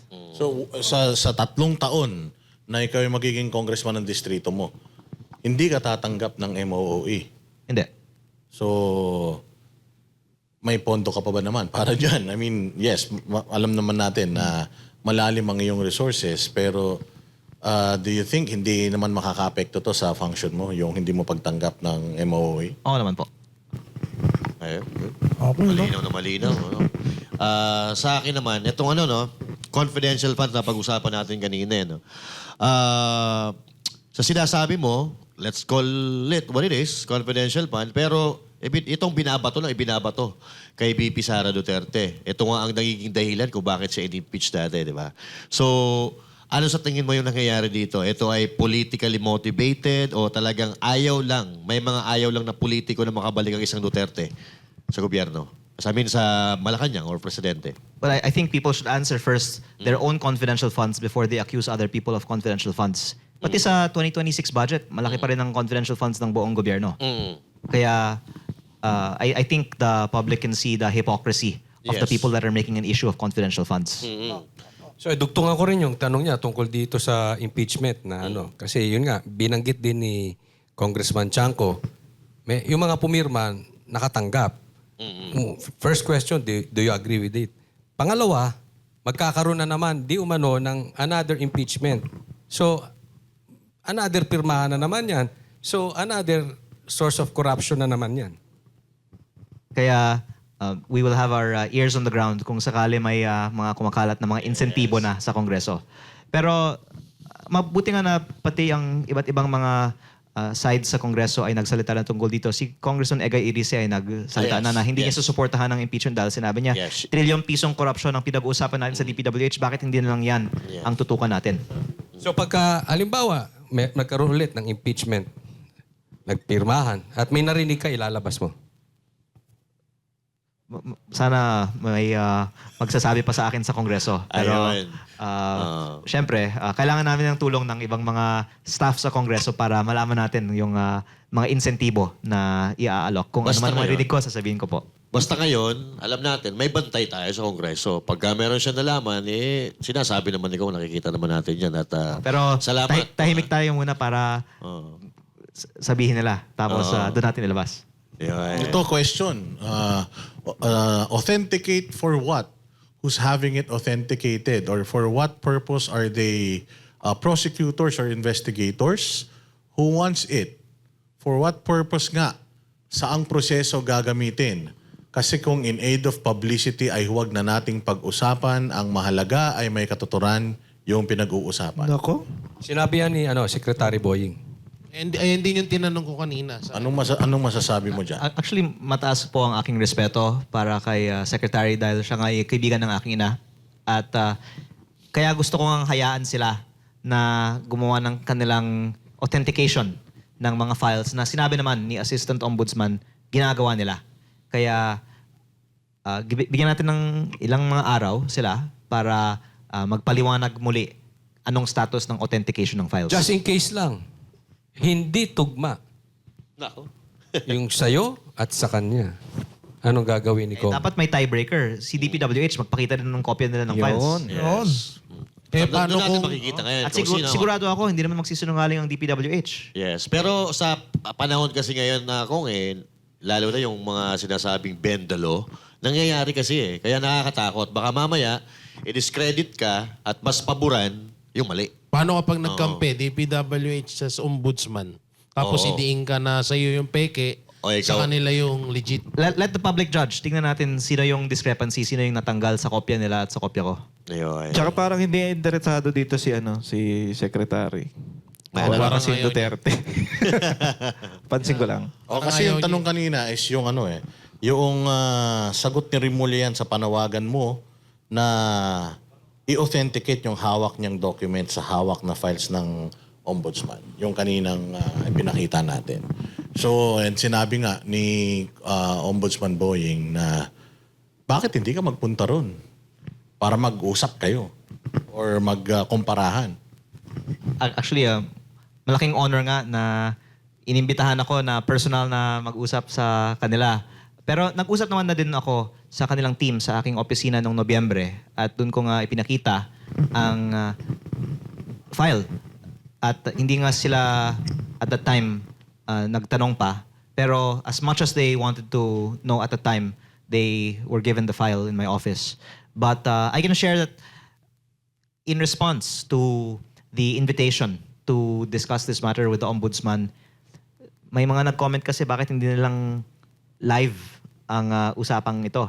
Kaya may mga ipopost na lang ako sa Facebook at doon na lang makita ng mga nag-iimbestiga o authenticate yung laman ng file. Kung maaari po. At ayaw ko naman kasing gumalaw na sabihin nila wala sa tamang proseso. Pero pinangungunahan mo sila. dahil sila na ang nagsabi na iniimbitahan nila ako, ipopost ko na lang sa Facebook at pwede nila makita sa Facebook. Ayun na. Hindi mo ba pwede napakaganda sabihin yan, kong napakaganda yan. na Secretary, invited ako eh. Bakit di natin kaya i-live? Ikaw na mag-suggest. Matagal pa kung magsa-schedule pa tayo doon sa opisina eh. I-post na lang na natin sa Facebook. Mabilis. Simple mas lang, mabilis. mabilisan yun. Pagka invite sa inyo, sama mo kami. Live agad namin yun. Opo. Kami ng bala doon sa live streaming. Ano? Oo. Ano question? Nakita ko dito may picture kayo, si Kamanggagawa Party List, si Kong Kiko Barsaga, at ikaw, Kong. Pwede ba makahingi ng konting gist doon na pag-usapan nyo doon? Tismosa tayo yun. Nirekomenda lang ni Kong San Fernando na mag-meet kaming tatlo. New Year kasi. And discussing how we can have a more active participation in Congress. Dahil I'm glad that may mga kasamahan ako sa Kongreso na outspoken din sa kanilang Yes. mga advocacies. At kakunti lang talaga ang aktibong nagsasalita sa Kongreso. Kaya if there's strength in numbers, then it's good if magko-coordinate kami. New Year yan, ano? Opo. New Year. At mabuti din na doon si Kong Barzaga at babalik na rin naman siya sa First week of February. Dahil sana hindi na lang ako ang maging target at magtulungan na lang po kami. Pero yun, ang Paputok problema. kayo niyan. Ang problema dito kung Leandro Leviste, si Congressman Kiko Barzaga, parang yung partido niya nire-require or nagre-request sa Congress na bago siya pabalikin, Ayun. kailangan meron munang Health, parang fitness check. Are you in favor of that? I think Congressman Barzaga can defend himself and kanina may pinost nga siya pang atake naman sa kanyang partido. Kaya bahala na lang sila mag-back and forth. Oo, hindi kasi maraming mga nagsasabi ng mga netizen na bakit nire-require natin kay Congressman Kiko Barzaga yon. Samantalang, alam naman natin na nananawagan din yung publiko ng hair follicle test sa mga nasa gobyerno pero hindi nila ina-address yun. Di ba? So, hindi ba parang unfair naman kay Congressman Barzaga yan na siya i-require natin ng ganyan o samantalang yung iba, drug test, ayaw naman. Alam mo, yung pinaka-unjust dito is 80% of Congress hindi nga uma-attend ng session eh. At basically, kung hindi ka uma-attend, walang aatake sa'yo, wala kang problema, parang ini-incentivize ng iba na wag na lang pumasok ang mga congressman. Mas matahimik pa ang buhay mo kung hindi ka na lang pumasok. Sarap pala ng buhay. Ay, bakit si Kong Pulong? Parang siya lang ang nakikita nila na hindi pumapasok, hindi ka pumapasok. Mas madalas kang pumasok yun kaysa sa iba eh. Opo, ayun na. Bagong ano yan, ha? Bagong mas scoop madalas yan. na absent kay Kong Pulong? Marami. Marami. Pero yung mga iba, nakikita ko lang sa... Pag may bigayan na. Bagot na. sabihin natin, araw ng botohan ng budget. Basta sinasabay sa botohan ng budget ang certain activities at sa araw ng botohan ng budget lang ang iba uma-attend. Ito ano naman kung etong nilabas din ni Kiko, speaking of Kiko, etong tungkol kay Enrique Rason. Gusto kong hayaan si Kiko na muna na maglabas dyan kasi actually Wag muna. Grabe yung post ni Kiko kanina. Kaya nga eh. Oo, Grabe. nagulat din ako eh. Parang lang si Kiko dyan muna. Biglang na namin muna, na no? isali na naman na isang pangalan, na isang karakter na naman sana. Pero dyan mo makita na si Kiko talagang Direct. walang takot. Ayun. At Actually, ikaw din, wala ka rin naman takot, nakikita namin. Kaya lang ikaw, may May strategy, no? may resibo ka. Isang bagay na talagang gustong-gusto ko kay Congressman Leviste. Mga banateros, makikita nyo naman. Kami may listahan. May listahan. Siya wala. Siya wala. Ang tindi. Magdadalawang oras na nating kinakausap si Congressman Leviste, ginigisa. Pero you're really consistent kung ano yung mga sagot mo. Wala ka naman listahan, pero nakikita namin na talagang parehas yung mga sagot mo. So, dito ko nararamdaman yung genuinity ng mga information na nanggagaling kay Congressman Leviste. Actually, kuya, may nakikita ko sa kanya, 20 years from now, presidente na to. Nako. 20 years from now. Eh, yun din ang sinabi ni Na ano ko PRRD eh. eh. Ano ka? Ginaya mo lang kay Tatay Digong. Speaking of PRRD, Sinabi niya yun eh. may nagsasabi na nag-OJT ka daw kay PRRD. Ano mo nga, kwento mo nga yan. Yung pag-OJT na yan. Ano bang totoong istorya behind it? unang-una po, I wish na tatagal pa ang buhay ko ng 20 years. Pero sa dami kong mga naging kaaway na sa last few months lang, I'm not sure what the future holds for me. Congressman, ang mga I think marami naman mga Pilipino na Kuya, susuporta talaga sa'yo. Pero inisip ko lang kung 6 na buwan, ganitong karami na nga akong mga bagong kaaway. Paano kaya sa mga susunod pang mga taon, di ba? Masaya kung It will be very exciting next few years. But I spent time in Davao in 2013 and it was eye-opening because I also had the chance to ask then Mayor PRRD sa napatunayan niya sa Davao sa suporta ng public sa kanya, bakit hindi siya tumakbo sa national? At actually, ang sagot niya at that time was baka aawayan daw siya ni De Lima, who was then Secretary of Justice. At in more broad terms, sabi niya na the country is not yet ready for a leader like him on the national stage. And when it was first floated that he will run in 2015 for the presidency of 2016, I could already see that he is gonna win because nakita ko yung reception ng mga tao sa kanya sa time that I spent in Davao in 2013. And noong pa lang, sinabi ko sa aking ina na dapat maging supportive siya sa eventual administration ni PRRD. And I'm thankful that I had the chance to see that up close.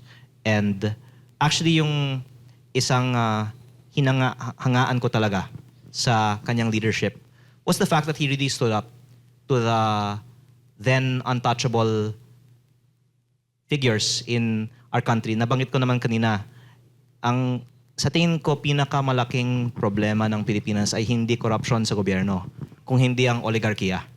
At kung pwede kong ipaliwanag sa ating mga kaibigan na hindi naman DDS, ano yung magandang legasiya ni PRRD sa bansa? It was that yung ibang mga untouchable na negosyante sa Pilipinas ay sa panahon niya sumuporta sa mga programa ng gobyerno, nagbayad ng buwis at hindi gumawa ng mga matagal nilang maling ginagawa dahil takot sila sa strong leader in our country at the time. And it was a time when I can say the country was not ruled by the oligarchy.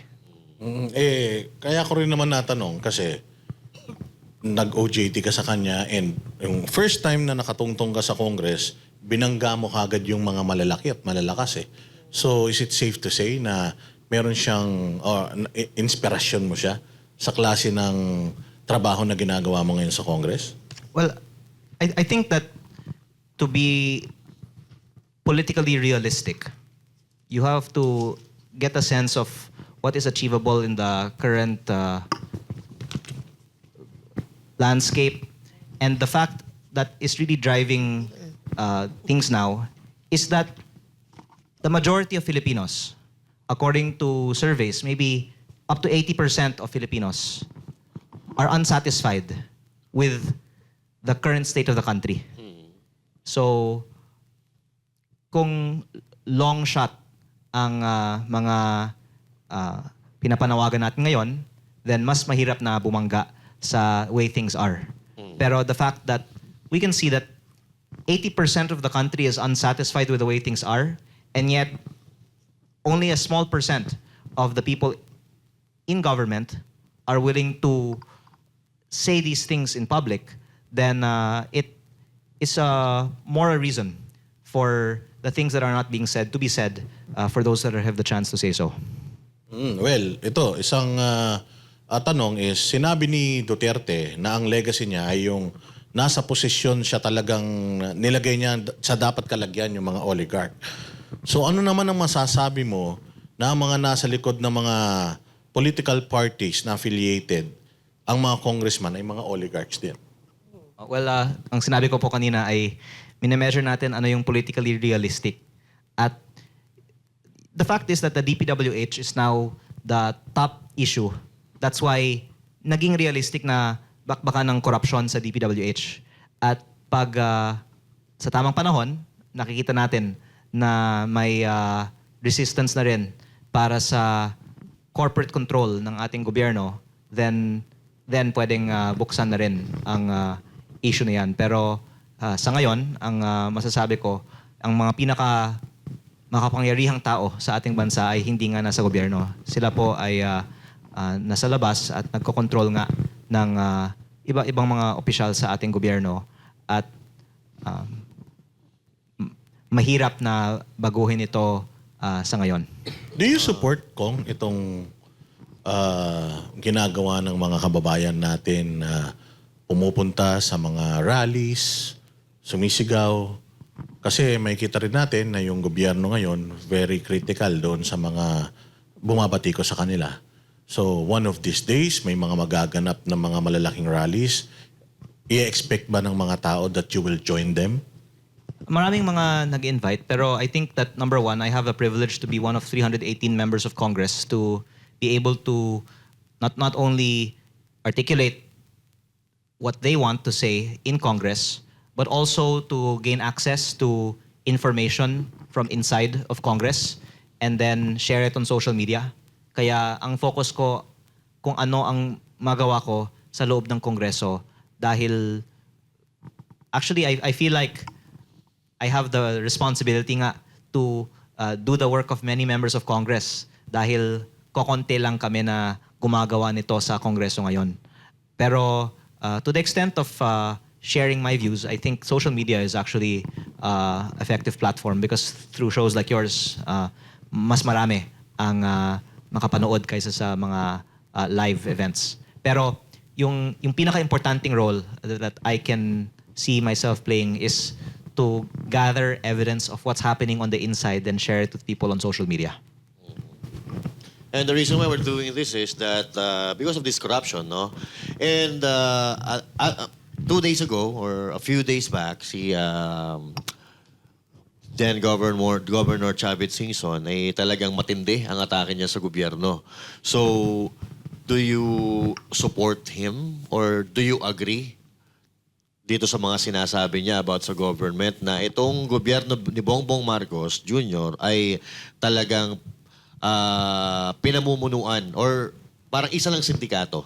Yun ang sinasabi niya lagi eh. Isang sindikato na patuloy tayong niloloko, patuloy tayong pinagnanakawan, at may 3 taon pa na tayo pagnanakawan. This is the words that coming out to dating Governor Chavit Singson. So what can you say about it? Again, I think the most important role I can play is to help gather evidence from inside and then share it to the people and let them draw their own conclusions. At palagi naman ang panawagan ko ay transparency. Dapat wala tayong itinatago. At kung ano man ang reaksyon, then sometimes the cover-up can speak more than the crime itself.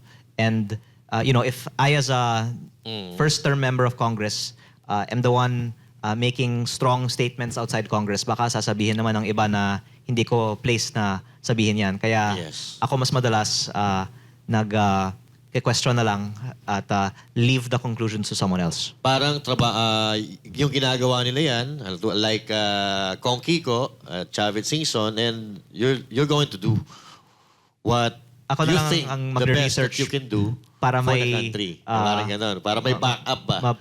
Magkakasupport sa kanila. ang Pero tanong ko, si Gov Chavit naman po ay maybe 60 years na in politics. Yes. Kaya he earned the right to say what he does. And dapat naman respetuhan ng buong bansa kahit na yung mga hindi nag-agree sa kanya ng mga pahayag galing sa kanya dahil siya naman ay ang senior sa atin. kanina I have a question. Kung ito bang ginagawa mo ngayon is, are you going to do this until the end? Hanggat sa mapanagot yung mga mastermind or hanggat sa mawala ang korupsyon sa Pilipinas? Are you going to stand what you're doing right now up until the end? I will keep doing it because, as I said a while ago, the fundamentals are the reason why most people are quiet, I think, is because dependent sila sa kanilang budget. Yes. At the fact na hindi ako dependent sa aking budget is what allows me to say this all. Yan. So, yan. Assurance yan sa ating mga kababayan na si Congressman Lian Leviste ay hindi magbabago. I mean, no reason for you to change what you're doing right now. Tsaka mahirap siyang takutin eh. Alam Kasi mo bakit? natatakot eh. Hindi. Malinis eh. Oo. Kasi madaling, kunwari, meron din siyang tinatago or meron siyang konting tinatago pero mas malalaki lang ang corruption ng iba. Ang daling kontrolin eh. Yes. Sasabihan ka lang, ganito, madadamay ka dyan. Pero kung siya, hindi nga daw siya tumatanggap, walang bonus, et cetera, hindi siya Pero kailangan namin ng mga kasama ha. Kasi mahirap naman kung mag-isa lang.